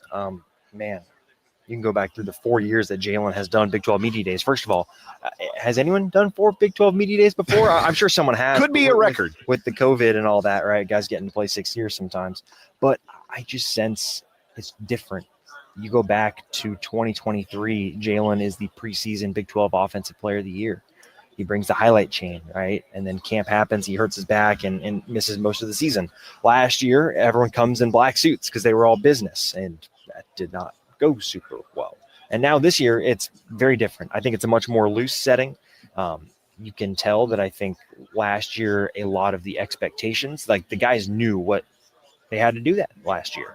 Devin talked about it, that this is our opportunity to go and try and compete for a Big 12 title. Obviously, that did not happen. Not really close. This year, it feels much more like, hey, like, enjoy the ride. You're going to win games, you're going to lose games. Like, you just go out there and play well. And I think that follows kind of with Jalon being back, playing. I think one of the biggest things that we've heard this offseason is just the fact that Jalon has been able to throw and was able to go to LA with some of the wide receivers and go work with them. You know, Leipold talked today a little bit about how much of a contrast that is to last year, where you remember LJ Arnold got hurt the first spring practice. He missed all of spring, right? Jalon missed most of spring. Then you get to the summer and Quentin Skinner gets hurt. And then he misses most of summer workouts in the first couple weeks at camp. And then LJ Arnold, I didn't even know this. Leipold said this today. He stepped on a barb of some sort when he was at home. Jeez. Like a catfish barb, I think is what it was. And so he missed some time to start camp. So you're getting to the point where it's the middle of training camp and Jalon's not thrown to his starting wide receivers and how much of an impact that can make. And you contrast that to this offseason when they're all going to work out together. And I just think it's a very different dynamic. And obviously, you know, they got to make up for lost time. Jalon did not do a lot during spring football. He really didn't. And so they've got to make up for that fact. But you look at what they've added with some of the wide receivers, and you had Bryson Cansey this summer from Columbia, someone I'm really high on. Like, I think you can sense some of the excitement. And I think for Jalon, right, you know this is it. This is your last opportunity, right? There's no guarantee you're going to the NFL. There's no guarantee you're going to play football after this season. So go out, have fun, enjoy it. I think you're definitely sensing some of that. Sounds like he's going to enjoy throwing to these new wide receivers. I don't know that there would be a team in the country to lose their top 6 pass catchers from last year, but to feel as good about where they're at in the wide receiver room anyway than this Kansas team does, with guys like Canty, you just mentioned. Manuel Henderson's getting a ton of buzz. The tight end room bolstered with the return from injury of Deshaun Hanukkah and Bowden Gruen from Rice coming in as another veteran. There's a lot of really talented guys. What do you think characterizes this particular group of pass catchers, maybe vis-a-vis the familiar faces, the veterans that we saw the last couple of years? What can this group bring that's maybe an added dynamic or a new dynamic to this KU offense? Yeah, I think juice. If you maybe say one word, what would that be? It'd be juice. I think last year, just KU in general with the old wide receiver core just lacked some of that playmaking ability. You know, just putting it flatly, you know, Luke Grimm was the one guy that could get open on his own. And I think at times last year, that was a struggle where, you know, LJ Arnold had a down year. Quentin Skinner was inconsistent, dropped balls, fumbles, right? Like made mistakes. And I think at times you see this sometimes where players get tapped out. I think I maybe mentioned this in the past where, you know, you can only squeeze so much of that juice out of the orange. And I think some of that maybe came to fruition last year. And now you're looking at this group and it's just a different level of athleticism. You know, I think Emmanuel Henderson is as fast as Quentin Skinner at the top end speed. I think Henderson is much faster than Skinner in the first 5 yards. And that's a huge deal when you're talking about speed. And so there's that part of it. You know, you've got someone like Cam Pickett who can play out of the slot, who's got some physicality, but he's also got some of that short area quickness, can make you miss, can take, you know, a screen pass and take it for a touchdown, right? When was the last time KU had a player make someone miss and go run 75 yards or any distance more than 20 yards? It was not a consistent part of the offense. And I think this year you look at what KU has added, you know, whether it's, you know, Henderson, Pickett, Wentz, or Bryson Cansey, they're going to have more of that this year. Are those guys going to be consistent pass catchers? That's kind of my big question. That's something that I've heard is like for someone like Henderson, you know, all the athleticism, all the talent, got to be consistent with the hands. And so we'll see, right? This is not going to be, you know, the old Alabama wide receiver rooms of old where it's, you know, Julio Jones and they're just guys after guy. Like let's put this in perspective. Like, this is going to be a room that's going to be good. Is it going to be one of the best rooms in the nation? No, like, let's not get too far ahead of ourselves here. But it's a unit that I think has a chance to be better than the one last year and to offer some different things than the unit KU has had over the last few years. A couple more questions for Michael Swain. This is Jayhawk Weekly, live from Big 12 Football Media Days edition here on 580 Sports Talk. Michael Swain of Fog.net, part of the 24/7 Sports Network.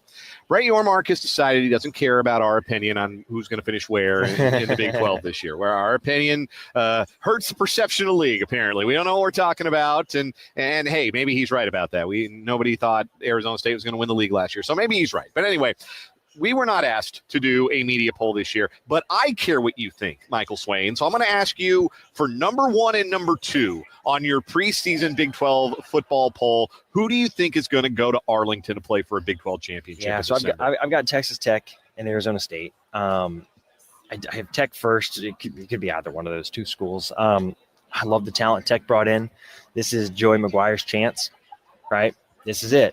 If it does not go well after the financial outlay that Texas Tech has had, there's going to be some serious questions, I think, about who the leader of that program is, because there's been so much money spent. The talent is not going to be an issue. It's going to be, can you coach those guys up and make it work?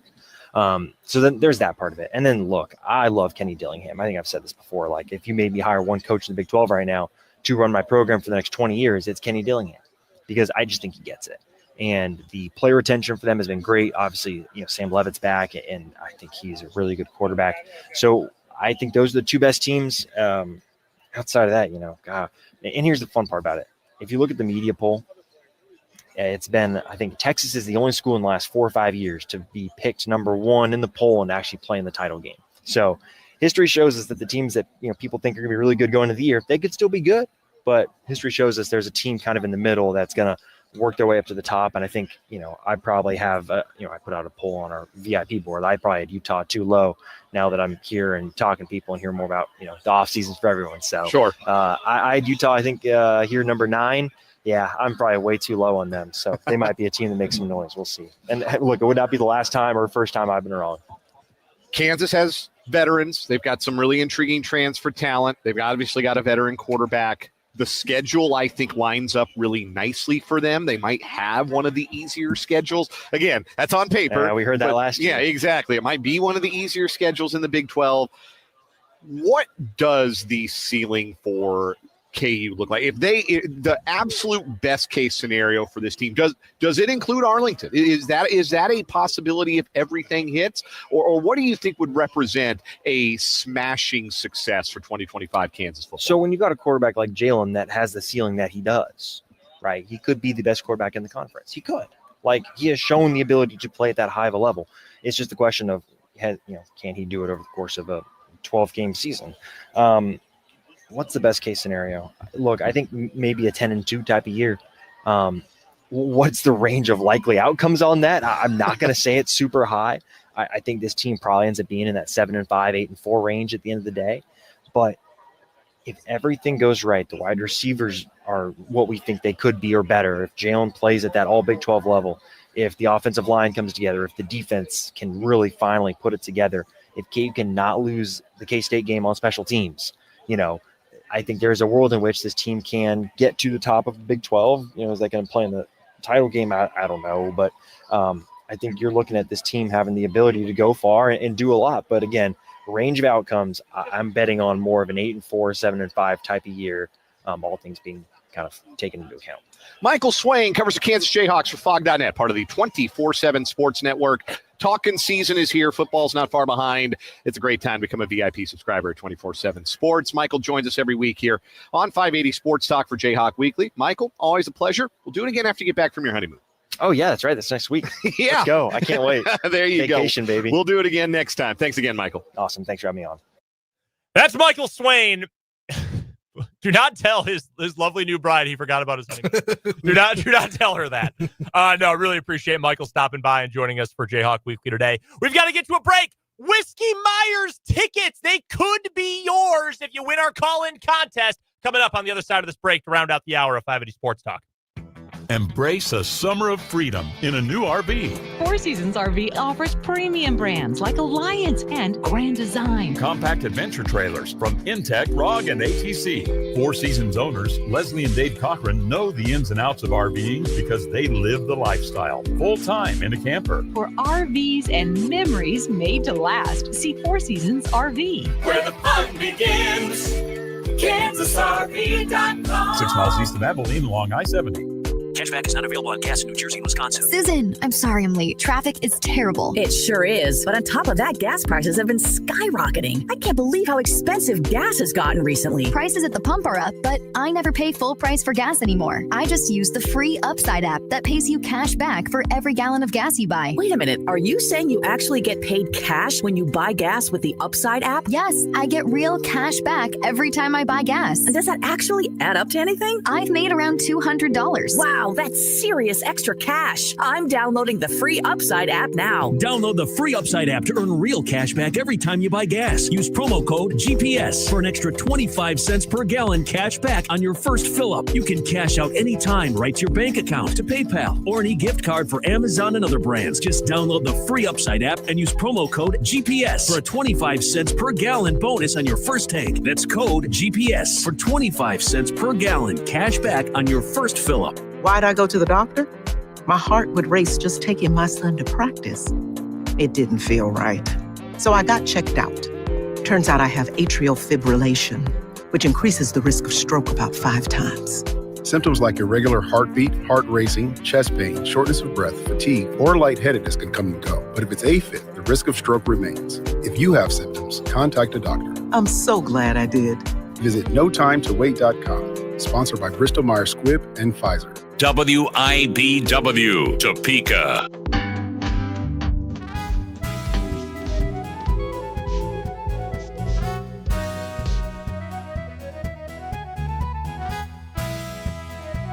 Final 90 seconds of 580 Sports Talk in this 4 o'clock hour. Busy 5 o'clock hour coming your way. We've got a huge slate of 580 Sports Talk headlines, plus a Royals recap from last night.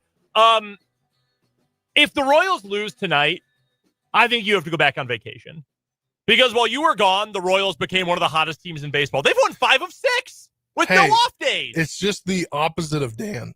Dan left, and they became the worst team in baseball. They were a bad team then they became the worst team in baseball. That's true. Yeah, you guys have the yin and yang going. But it's okay, because while we left, my team, just decided to clear house. Yeah, you weren't even here to talk about that.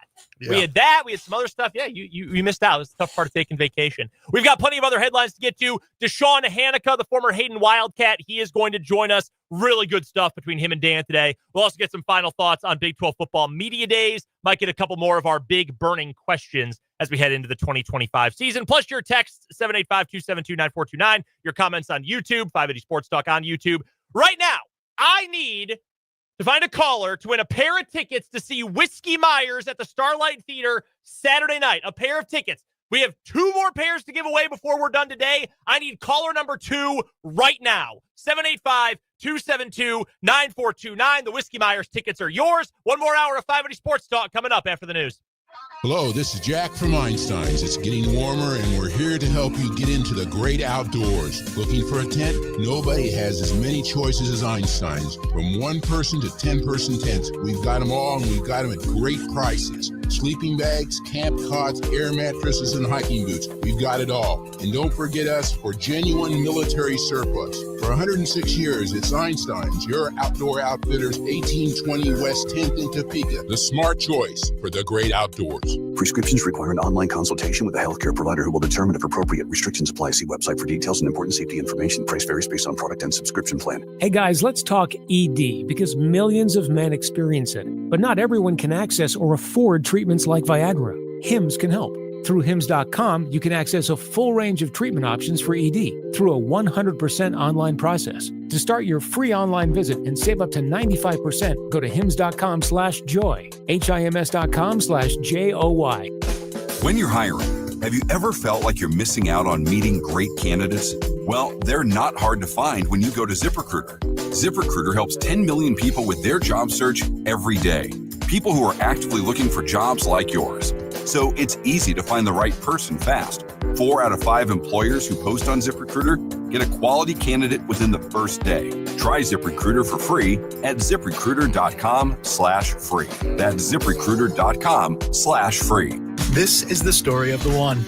As a safety manager at a manufacturing plant, he does everything he can to keep his coworkers safe. From finding ways to reduce risks to keeping safety supplies in stock. And for that, he relies on Grainger. Grainger offers a broad range of quality products and next-day delivery, so he can always play it safe. Call 1-800-GRAINGER, click Grainger.com, or just stop by. Grainger, for the ones who get it done. Stay connected for news, sports, weather, and ag on the Voice of Kansas, FM 104.9, 580 AM, WIPW Topeka. This is CBS News on the Hour, sponsored by O'Reilly Auto Parts. I'm Cammie McCormick. With 160 people still missing from the floods in Texas, the search has taken on new urgency. Kerr County Sheriff Larry Letha. It's all hands on deck. Everybody we got are out here, but also we have an additional 2,000 plus people helping us. They're searching debris in case victims are buried there. Fire official Razor Dobbs. There's massive debris fields, some 50 feet high, 300 feet long. Now, since we have a little bit of drying out, we can get some heavy equipment to where we can start picking through these debris fields. Karen Wall reports they're also combing through campgrounds, including Camp Mystic, where so many were killed. Near the wrecked cabins, the heartbreaking sight of girls' belongings are spread on the ground. Teams are drying and packing each item to return to the parents. The devastation was the most horrific thing I've ever seen. Texas Senator Ted Cruz visited the camp, including the bunk for the youngest girls. The water blew out the windows in that cabin and swept all of the girls and the counselors out. Every girl in that cabin is either confirmed dead or missing. 3 people were killed yesterday in Ruidoso, New Mexico, after heavy rain sent the river there rising to the highest level ever recorded.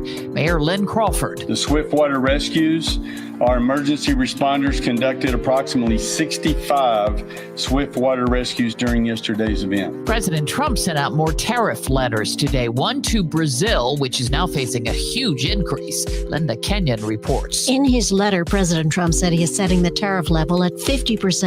He cited the trial of former Brazilian President Bolsonaro, who is charged with trying to overturn the results of his 2022 election. The president wrote, quote, "This trial should not be taking place. It is a witch hunt that should end immediately." While Trump has stated his tariffs are meant to correct trade imbalances, his levy against Brazil suggests personal grudges, not just economics at play. The president said today he's confident about the outcome of ceasefire negotiations on Gaza. There's a very good chance that we'll have a settlement, an agreement of some kind this week and maybe next week if not. Philadelphia has struck a tentative deal with city workers to end their strike and resume trash collection. It's great news. Yeah, I was worried that this would go on for like weeks and weeks and weeks, and it would just create a problem for the city. Trash collection won't resume until Monday. The Supreme Court today refused to allow Florida to enforce an immigration law, making it a crime for people who are in the U.S. illegally to enter that state. On Wall Street, stocks finished the day higher. This is CBS News. Think O'Reilly Auto Parts for all your car care needs. Get the parts and service you need fast from the professional parts people at O'Reilly Auto Parts. This Kansas Information Network update is brought to you by Eaton Roofing and Exteriors. I'm Britton Rucker, and here are today's top headlines for 12 News. Kansas is regaining access to federal COVID relief money. That means Kansas once again has more than $22 million to fight learning loss with statewide programs. The Harvey County Clerk rejects a petition to prevent a battery energy storage system from coming to Halstead. Residents are worried about potential safety risk with the proposed location near schools and assisted living facilities. And a Southeast Kansas man is arrested for child sex crimes. The KBI and Labette County Sheriff's Office arrested David Stevens of Edna for 6 counts of sexual exploitation of a child. It comes after the National Center for Missing and Exploited Children received a cyber tip in March. And in Wichita, Britton Rucker, 12 News.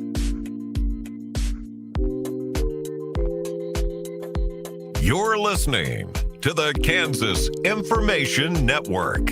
Unlock big savings while adding style and security to your home with Schlag Door Locks from Menard. locks. High-quality Schlage Wi-Fi compatible entry locks allow you to lock and unlock your home from anywhere with your phone. Get peace of mind and save big money on all door locks at Menards. Plus, don't forget to check out our weekly flyer on Menards.com for all the great deals happening now. Save big money at Menards. Coverage varies by plan. View contracts and exclusions at endurancewarranty.com. If you're driving a car or truck with an expired warranty and suddenly lost your transmission or needed a full engine repair, would a $4,000 repair bill leave you stranded? I'm Danica Patrick. Don't get caught off guard with a vehicle breakdown. Choose the company I trust, Endurance. No matter the mileage, if your vehicle is less than 20 years old, Endurance offers auto protection plans for any budget. Protection on the drivetrain, electrical, transmission, AC, and more. Plus 24/7 roadside assistance and rental car reimbursement on any plan. Endurance handles everything, from making the claim to paying the certified mechanic of your choice. Act now and get 1 full year of elite benefits. A $2,000 value, free. Call for your fast free quote today. Call 800-298-2007. That's 800-298-2007. 800-298-2007. Here's your updated forecast on 580 WIBW. Partly cloudy this afternoon with highs around 95. Southeast winds 8 to 15 miles an hour. Partly cloudy skies. Tonight, slight chance for storms, 72. Slight chance of thunderstorms. Tomorrow, high temperatures reach up to 95. Sunshine mixed with clouds at times. I'm meteorologist Ray Miller in the Capitol Federal Weather Center. Currently, it's 95 degrees. Stay connected with breaking news on WIBW.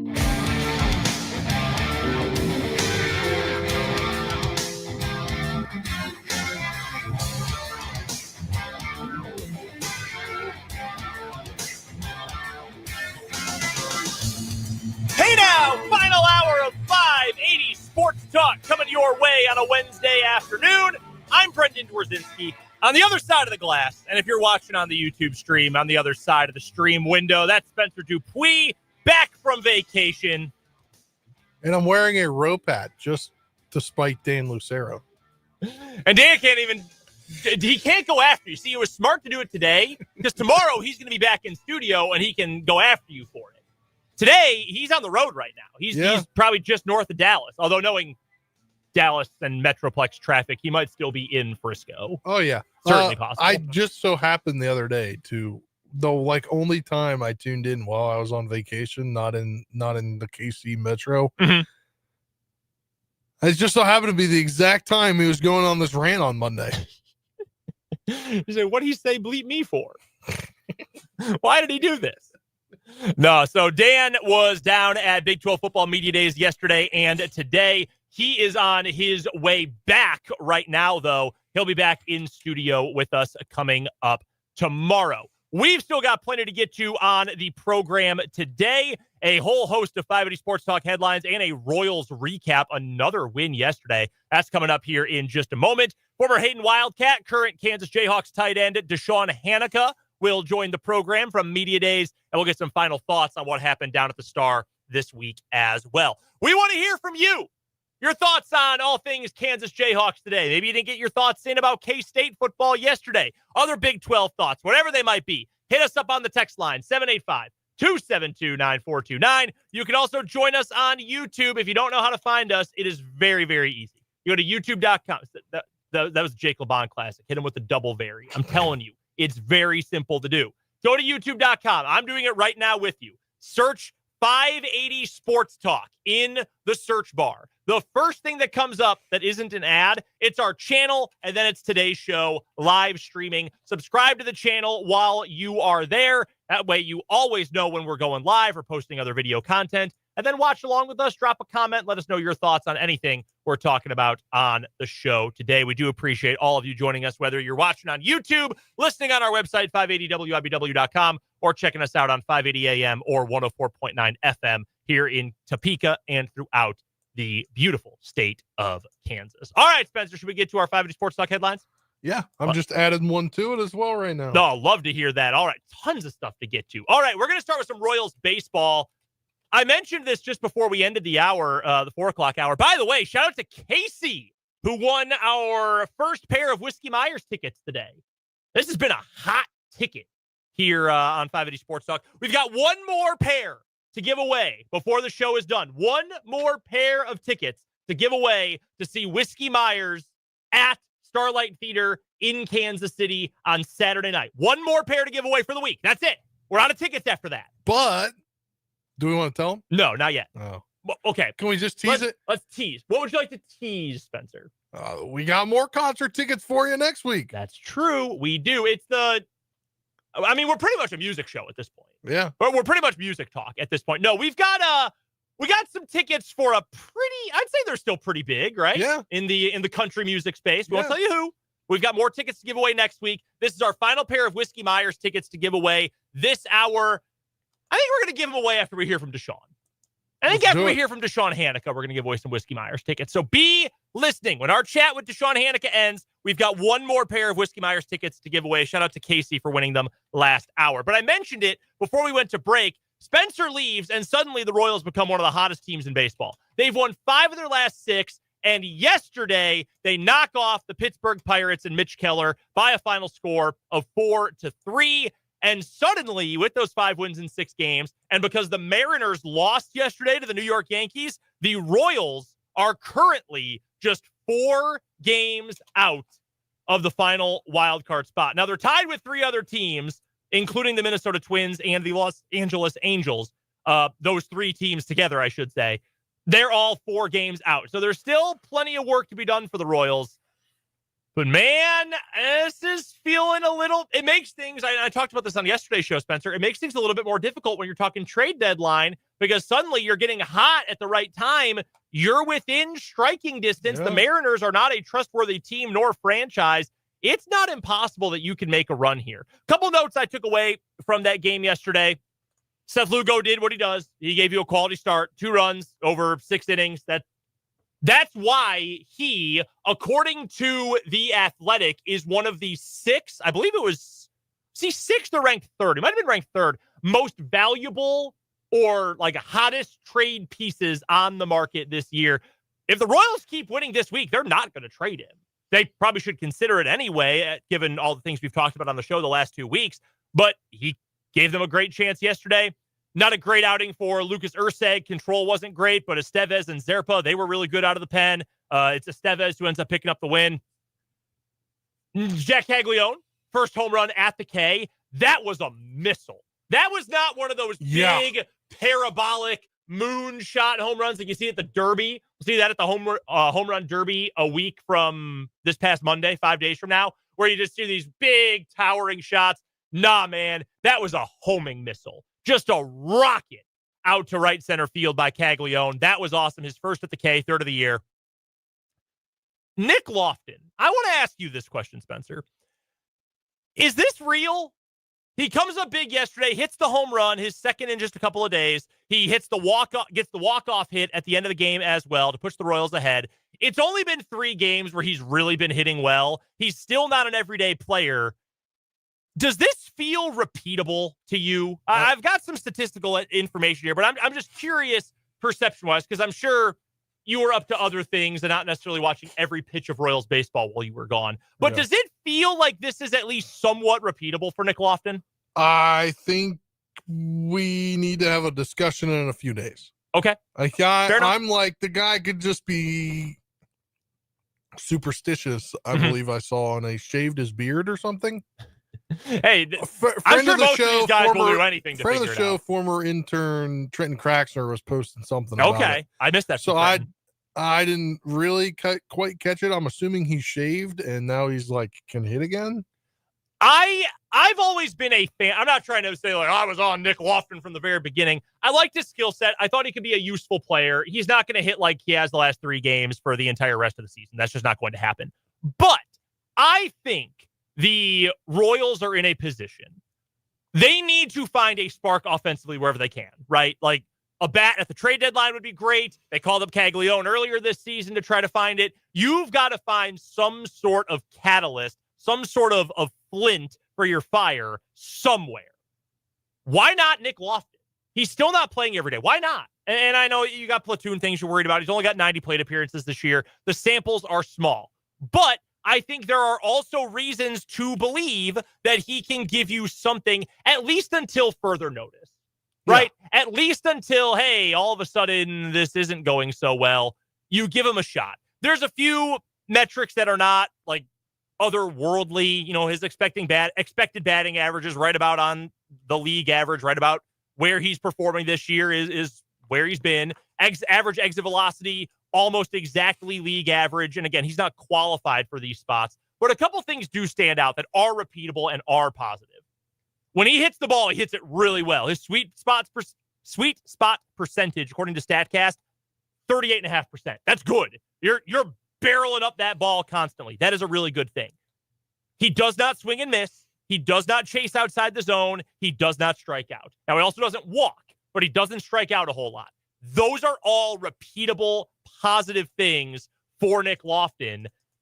My personal opinion is, given where this offense still is, even though they've performed better over these last 6 games, you let him go until the wheels fall off. Yeah. Leave him out there, and whenever, maybe Cam Devaney, because he's now coming up, he jumps in, he gets an opportunity to be the catalyst for it. It's got to be like basketball. It's got to be like dudes putting up threes and knocking them down. When Klay Thompson had that game where he hit the 30 points in the first quarter, just keep passing to him. Yeah, we have Steph Curry, but Klay Thompson can't miss. Pass him the ball. I feel the same way about Nick Lofton here. The way he is playing, let him keep going until it stops working. And I think that's the best way for the Royals to approach offense right now.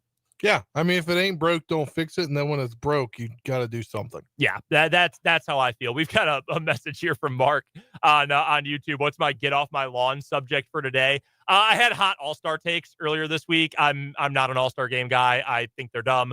We have cable and MLB TV now. We don't need it. No, this is my good mood. This is my positivity. And over the years, I am sometimes hesitant to give the Royals a lot of my positivity, but I feel good. 5 of the last 6. The starting pitching has been awesome. Noah Cameron was great 2 games ago against the Pirates. Last night, Seth Lugo was really good, 2 runs in 6 innings. You need another good start tonight. You cannot stop here because you're still getting closer and closer to legit striking distance, legit contention for that final wild card spot. You got Chris Bubich going tonight. He has been awesome. He's an all-star. We obviously know that. Going up against Bailey Falter. This is an interesting matchup, I think, Spence. Bailey Falter's been decent this year. 3.64 ERA is what he's pitched to. He doesn't strike out anybody. He is averaging 5.4 strikeouts per 9. Not even 5.5 strikeouts per 9 innings pitched. He is not striking dudes out. Royals are going to have opportunities to hit tonight. They're going to have opportunities to put bat to ball, make them pay. This is not a good offense for Pittsburgh. Make them pay. And I am wanting to do this. I normally am not feeling good, I should say, about doing this. I'm going to call a Royals win tonight. I think they get the sweep. I think they're going to ride this wave and ride Chris Bubich to a victory. Yeah, I would agree. I'm glad I did. Obviously, being away, I didn't pay as much attention to the Royals as I would if I was working every day. Of course. I am so glad they missed Paul Skeens. Yes. Look, sometimes you get lucky. And what they did. Skeens doesn't win. That's true. Skeens just doesn't get wins because his team never scores for him. Yeah. Yeah, it's ridiculous. But yeah, he's a freak. He is unbelievable. Him and Skubal right now, I think, are so far above everyone else in Major League Baseball, the way those two are pitching. But yeah, big game for the Royals tonight. Obviously trying to make it 6 out of 7. One other piece of Royals news for our 580 Sports Talk headlines today. Remember when they signed Rich Hill and he's just been kind of hanging out in AAA? And 43-year-old Rich Hill or something? 45, I think. Yeah. And if they bring him up, they might bring him up if they need depth. Well, they've done it again. Rich Hill's been good at AAA. Yeah. We'll see if Dallas Keuchel can do the same thing. From Jeff Passan earlier today, former Cy Young winner, the 2015 AL Cy Young, Dallas Keuchel and the Royals are in agreement on a minor league contract. He's 37 years old, had a workout last week, got his fastball up to 92 miles an hour. If he gets to the bigs, he'll have a prorated contract starting at $2 million. He will make less than $1 million on that, but that's a decent payday for a guy joining after the midway point of the season. I do not think we will see Dallas Keuchel for the Royals this year. I don't either. Calamity happens. I don't either. It's hilarious that 2/5 of the Omaha rotation are washed up MLB or major leaguers. Rich Hill and Dallas Keuchel. Although, shoot, man, if you're in Omaha or nearby and you think, dang, I'd love to go catch a game. Minor league games are pretty cheap. Yeah. I'll go watch a couple former major leaguers. Sure. How many people how many players in AAA do you think are like, oh my gosh, I'm going to get to play the guy that I looked up to growing up? Oh, I bet there's a bunch. Yeah. I bet there's plenty. Dallas Keuchel, wow, I watched you growing up. He won that Cy Young a decade ago. Imagine when he gets to Omaha, he's in Omaha and he's meeting all his teammates and they're all 20, 22, 24. They're like 23 years old. I was 13 when you won the Cy Young. Yeah. Oh my gosh. All right, that's our Royals news for today. Spencer, why don't you jump in with your first headline today?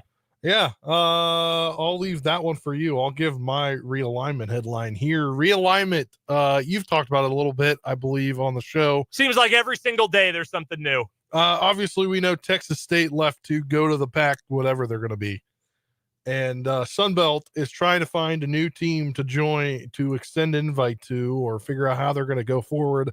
Sunbelt Conference officials met this week to discuss potential candidates to join the conference, with sources telling Daily News Record out of Harrisonburg, Virginia, that Ohio University is among the schools expressing some interest in the league. That would expand the league's footprint over to Ohio, and I think that could be good for the Sun Belt. So solid football, basketball program. All right, so let's start here. I hate this. It's nothing anti-Sun. I love the Fun Belt. Fun Belt rules. Awesome football conference. That good rivalries, good quality play, regionally, makes some amount of sense. I love the Sun Belt. I also love the MAC. The MAC is like the one league that has, for the most part, been able to avoid this. And Ohio is a key part of Wednesday night MACtion. Stop tearing apart my beautiful boy MACtion football. I don't like it. Now, I will ask you, as our Sunbelt insider, alumnus of Marshall University, we had the story yesterday that Louisiana Tech still does not have enough votes and schools are going to war over them in the Sunbelt offices. Who would you rather have, Ohio or Louisiana Tech, in your favorite conference? I think it's hands down Ohio. Okay. Louisiana Tech, I'm just not a fan. They were in the Conference USA with Marshall, so I got to cover games where they played. First of all, they call themselves the Texters, the Lady Texters, for their women's basketball program. What's a Texter? Someone who goes to Tech. Sorry, that was a ring all by itself. I think Ohio would be better, and I think if they flush out divisions, I think they're going to need to add somebody to the South, or West division, because that's what they're still keeping their divisions. But I think if they add Ohio to the North division or the East division, whatever you want to call it, I think it'd be huge. I mean, Marshall has played Ohio before, and they actually have a when Marshall was in the MAC, they created a trophy. Yeah. Well, it's a bell. Sure. It's a trophy. A bell thing. Right. So they had the battle for the bell. They had the battle for the bell. So I think it'd be great. Yeah. Regionalized things. I just don't. And then Marshall would have a true rival. Just don't break up the MAC. I don't. I mean, the MAC, Ohio's founding members of the MAC. I know. So I think it's interesting that they have unofficially had talks with the Sun Belt. That is interesting. That says something about a team that helped found the conference. That they're interested in dipping out. Yeah. Interesting. That is very interesting. All right, next headline for me today, our 580 Sports Talk headlines on this Wednesday afternoon. A couple pieces of news from the NFL. One big one from a contender in the NFC. Tampa Bay Buccaneers left tackle Tristan Wirfs is going to miss the start of the season because of a knee injury. It is now expected, according to ESPN, that he is going to start the season on the physically unable to perform list, and if so, he will miss at least the first 4 games of the season. Now, it's not expected to be season ending. He's a 2-time All-Pro. Tristan Wirfs is one of the best offensive linemen in football. And the Bucs, I think you could argue, if Philly's the best, Philadelphia is the best offensive line in football.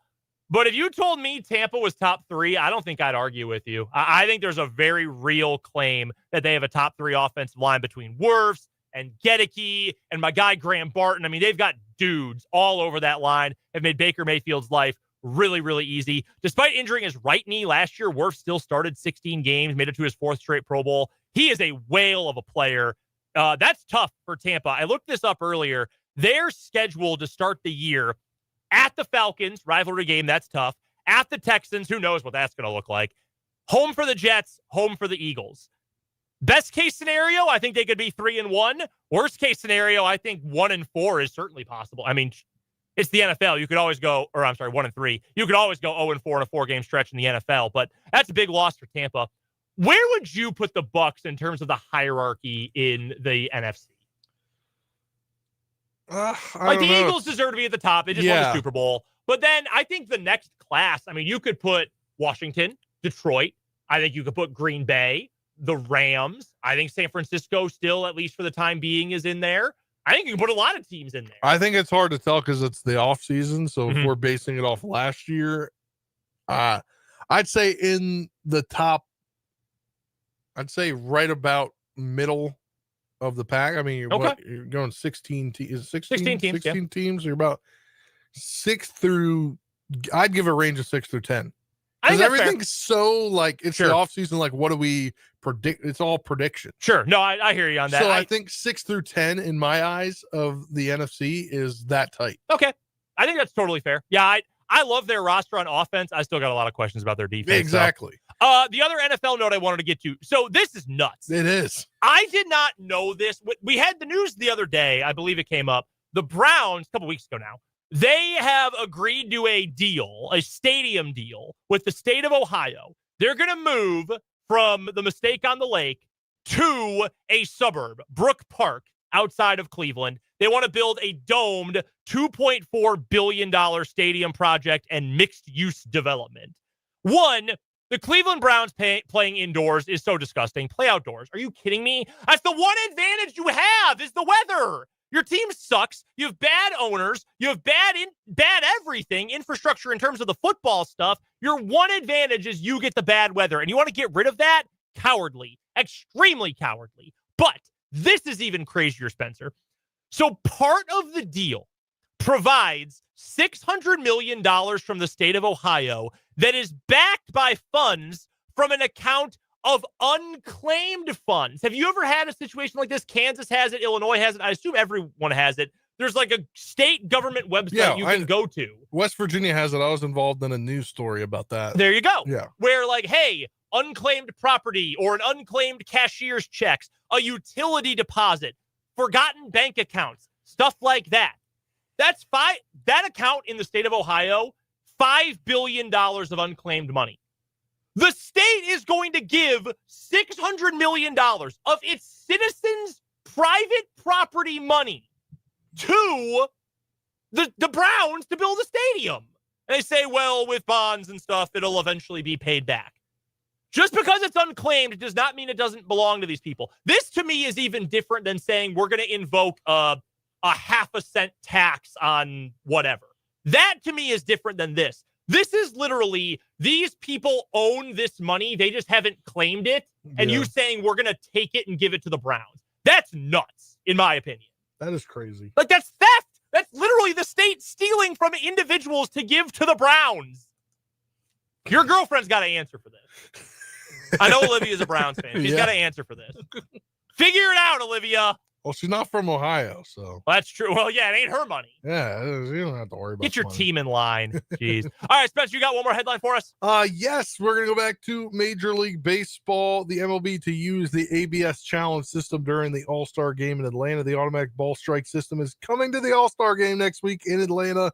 That means the whole world that's watching the All-Star game is going to get a chance to see that. We saw it in spring training. It's being used right now in the minor leagues.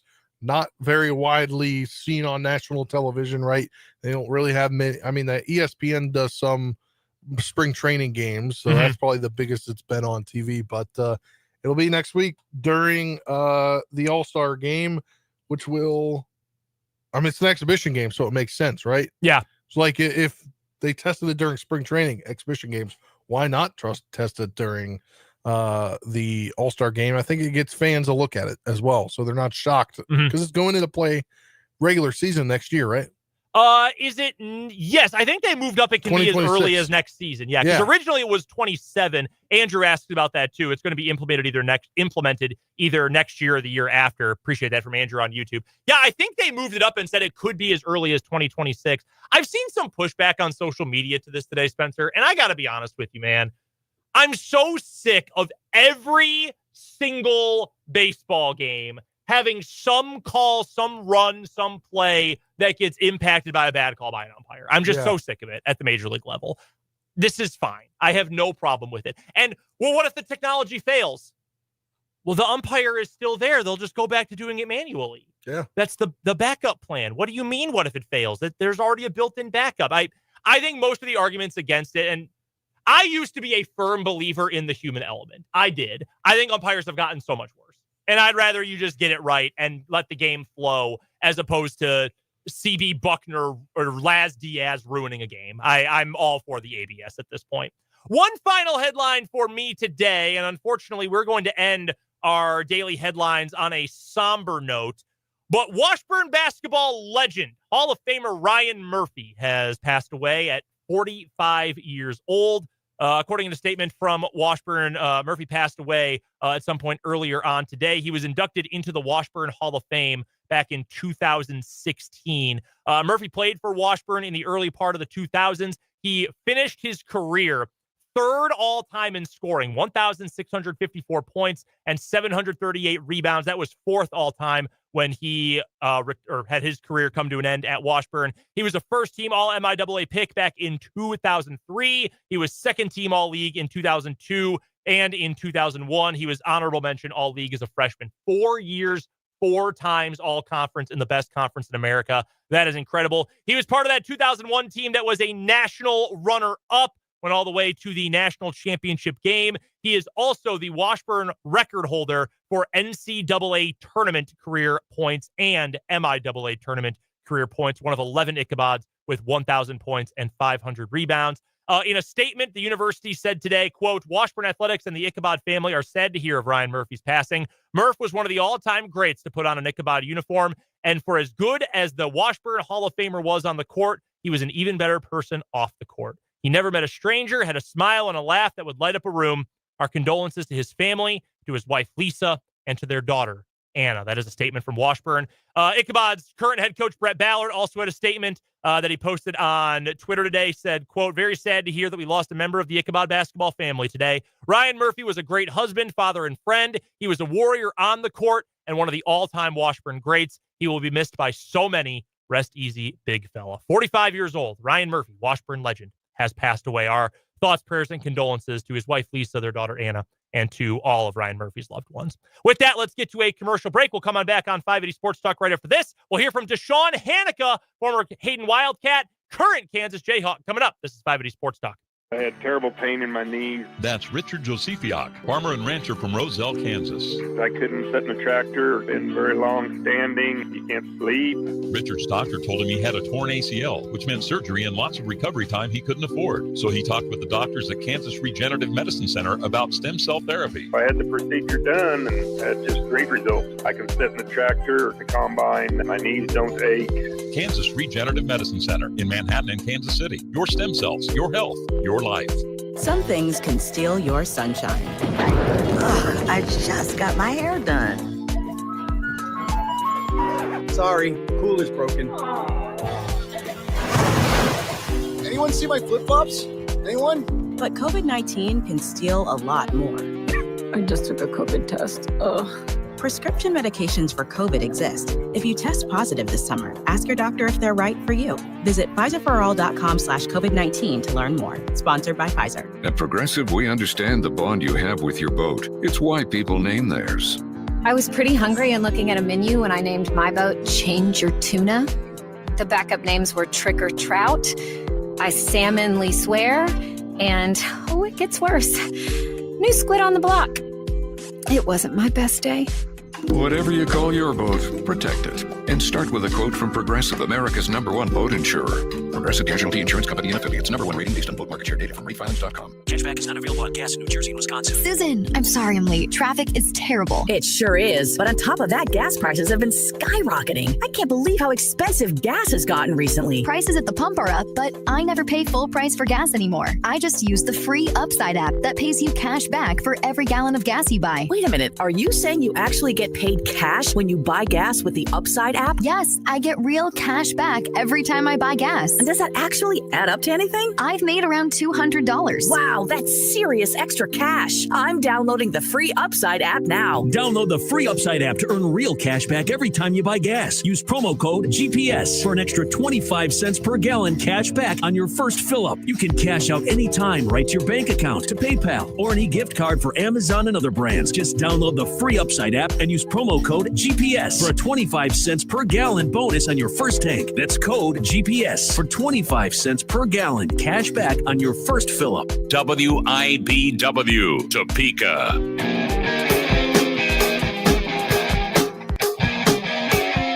Our coverage of Big 12 football media days continues here on 580 Sports Talk, and it continues with the new starting tight end for the Kansas Jayhawks. He is a former Hayden Wildcat. He is a Topeka native. That is Deshaun Hanika. He sat down with our Dan Lucero at the Star at Big 12 football media days.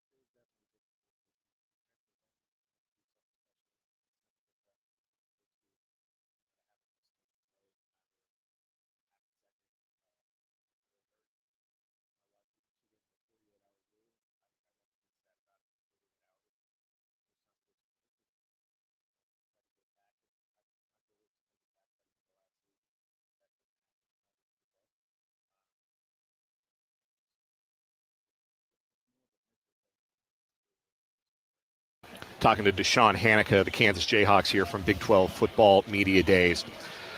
It's a new crop of pass catchers this year. This will be your first healthy season, and a lot of guys graduated from last year. Huge senior class all the way around last year. So some new faces that have come in, particularly from the transfer portal at the wide receiver spot. What are your impressions of those guys, the new wide receivers that are going to be hauling in the ball from JD6 this year?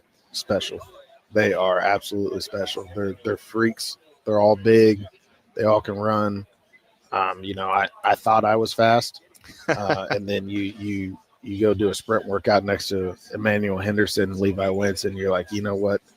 There's a reason I play tight end and not receiver. I'm going to stay work in the middle of the field. You guys can go deep, but no, everyone that they've brought in from Levi and E-Man, like I said, Cam and Bryson. He just got here from Columbia, I believe, and he's working in real well. And, we also got Keaton Quebeca and Doug Million, both guys that have been in the room. They've paid their dues, and you don't see that too often in college football nowadays. But I'm really excited to just watch that group of receivers go out there, because we could put any single one of them out there, and the production's going to be out through the roof. For your part, and for the part of your other tight ends, your fellow tight ends, the one thing that has stood out, many things have stood out about KU's offense the last couple of years, but creative use of the tight ends, ability to scheme them not just open, but wide open. So tell me a little bit about some of those concepts. You don't have to walk us through the X's and O's, give away the store here, but just the concepts and the schemes that enable you guys to make the impact that you do have in the passing game. What's been maybe the most fun part of learning some of those and actually getting to put some of those into practice as you get ready for this season? The one of the main reasons I chose to come to Kansas was the style of offense.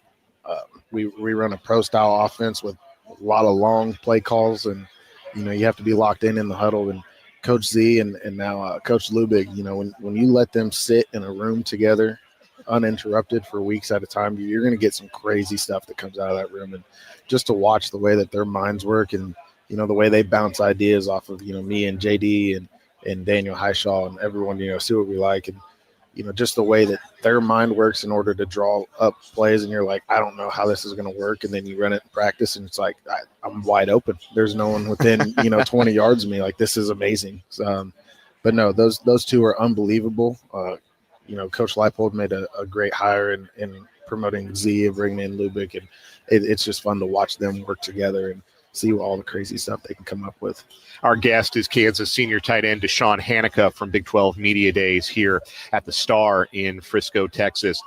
You, of course, being a Kansas kid, having a high school background, it really feels like the Kansas football program has made an even greater, more concerted effort to look at kids from in-state, recruit kids from in-state, bring them in, make the program a little bit more representative of the state of Kansas. As somebody who yourself grew up here, how much does that mean to you to be a part of the increased efforts and the increasingly successful efforts to make Kansas a destination for the best players from the state of Kansas? Playing at Kansas is honestly a dream come true. I started off as a little kid going to all the games, especially basketball. I love basketball. Shout out Tyshawn Taylor and all those guys, Andrew Wiggins. Just great to watch them play. But no, I would sit up in the nosebleeds, or I'd sit up in the top of the booth and watch them play. And took a couple game day visits in high school. Devin didn't pan out to get the offer. Went to junior college and prayed that God, I really want to stay home. Didn't work out that way, and when Leipold called and gave me that chance to come back home, it was a no-brainer. I mean, me and the wife knew after our visit, before we even left the city of Lawrence, she looked at me and she said, "You're coming here, aren't you?" And I was like, "Yeah." Yeah. Let's talk about your quarterback. JD Six is back, one more season.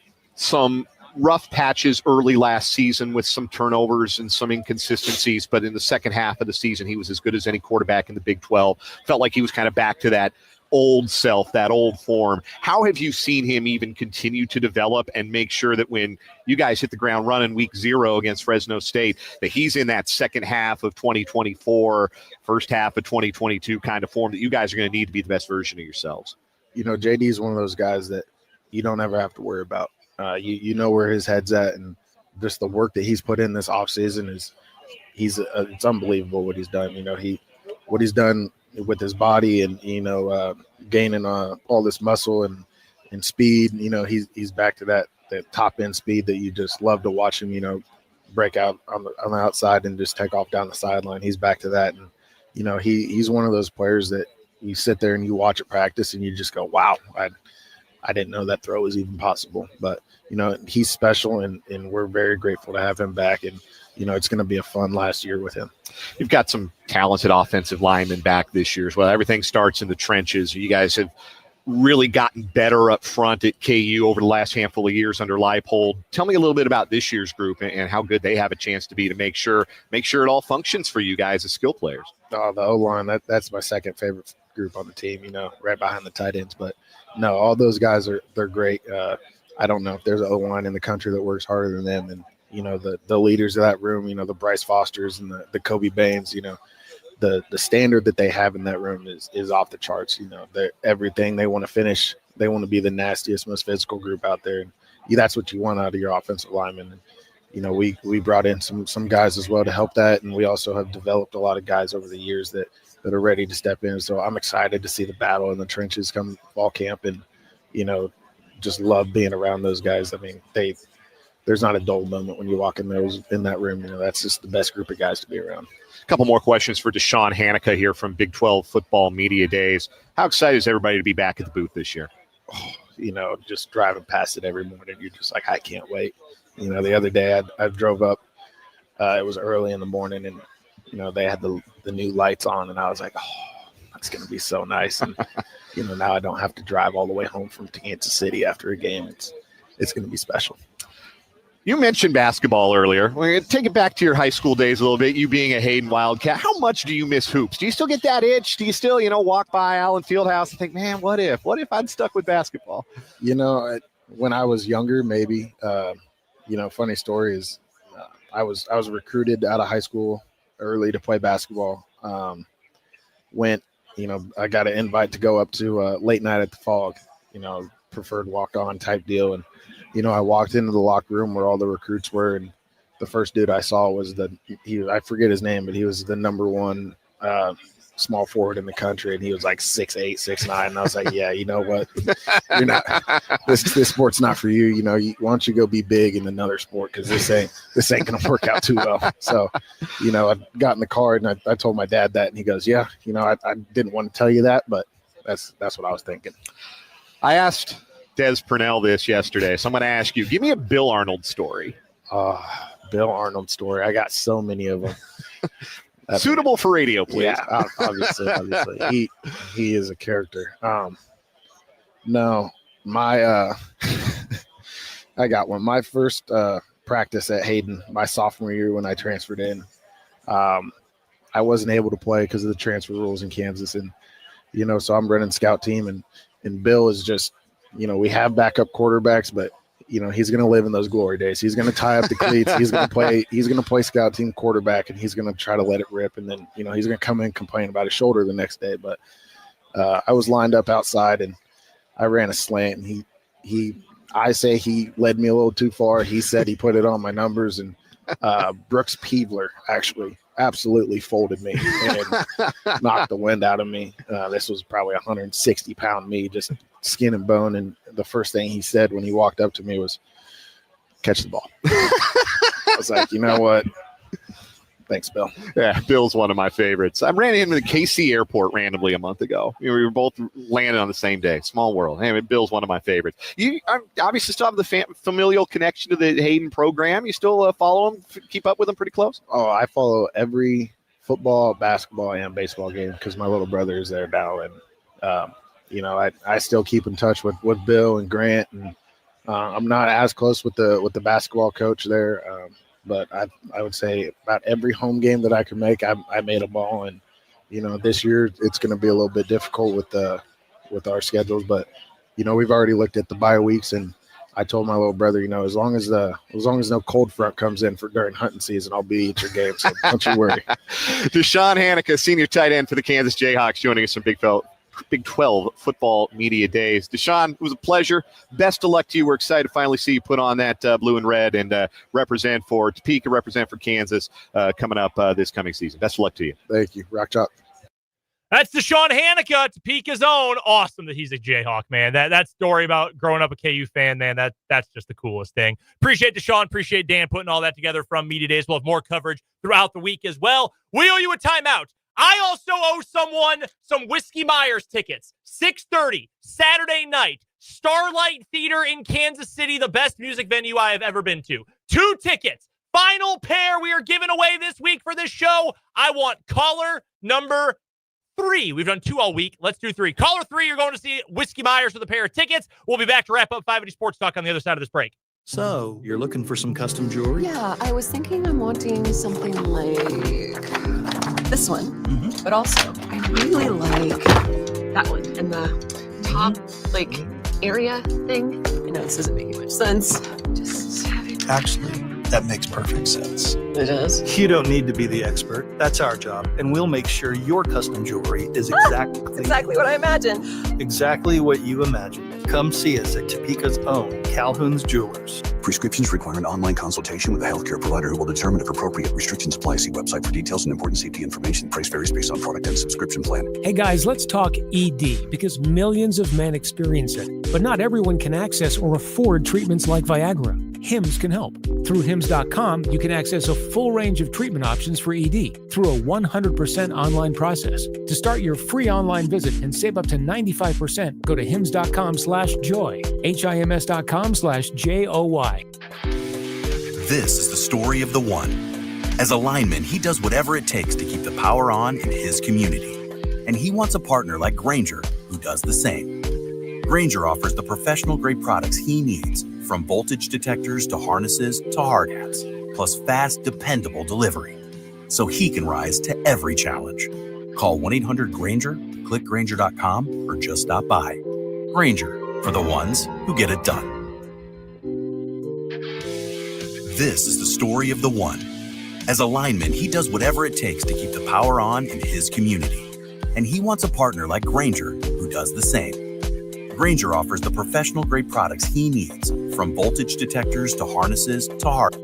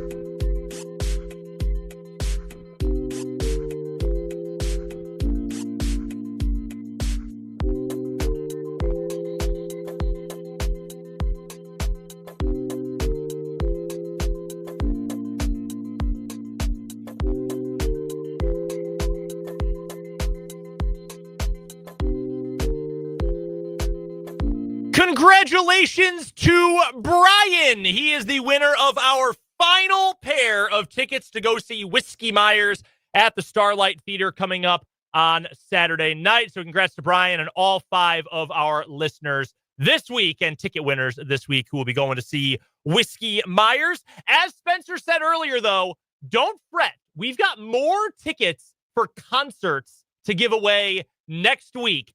Big name in country music next week. Not telling you who. You got to listen Monday.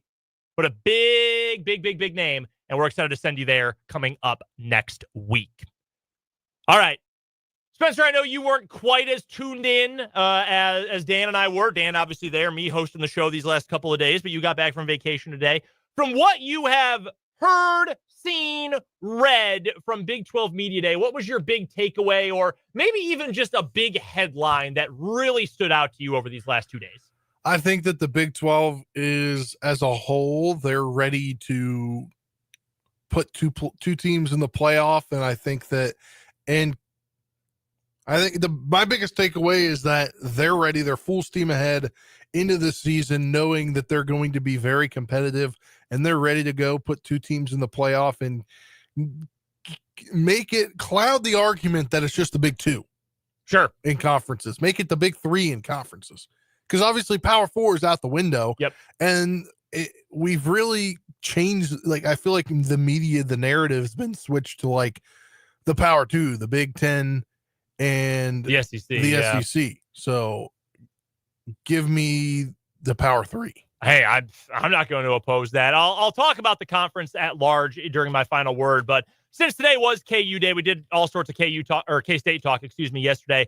KU, man, I'm so excited about this group. Incredibly likable group of guys. We're going to hear from a few more of them. Dean Miller and DJ Withers later on in the week. Really appreciate Lance Leipold, Jalon Daniels, as well as Deshaun Hanukkah and Travis Goff joining us here on the show today with a couple of impromptu live interviews. In fact, I think Jalon Daniels is an awesome dude. His interview with Dan today, it was so much fun. You can feel the kind of perspective he has about where his career is taken and the fact that he still gets to represent KU, what that means to him. I'm rooting for him, and I'm rooting for Kansas in general because that's where I went to school, and that's the program I care about the most. Not that I don't care about K-State either or other teams, but I mean, that's where I went to school, and I'm just rooting for that dude because he's a great guy, and I'm hoping he can stay healthy for a full year and have a full season's worth of success. And if he does, this could be a pretty special year for KU as well. We've got to get to one final commercial break. We'll come back and wrap up today's edition of 580 Sports Talk with the final word next.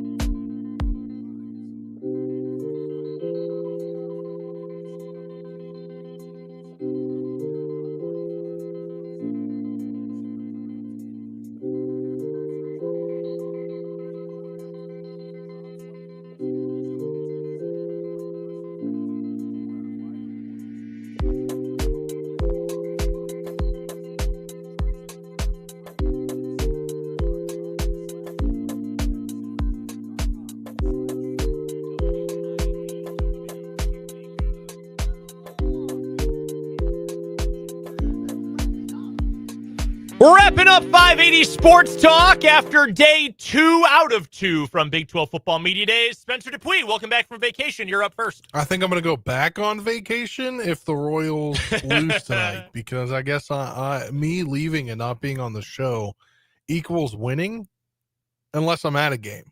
Like a couple weeks ago, I was at a game and they lost. So I think I need to depart the Kansas City area. You just need to be as far away from the Royals as possible. Yes. Clearly, that's what it takes. But hopefully they get a win tonight. Good to see Jack go yard last night. I think we've seen he's got power, but it seems like it's right to guys, and now maybe his power is beyond guys.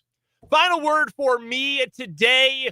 Quarterback play was such a big theme all week at Big 12 Football Media Days, and I think that's going to be one of the biggest themes of this entire college football season. We went through some of the power rankings of quarterbacks in other conferences yesterday.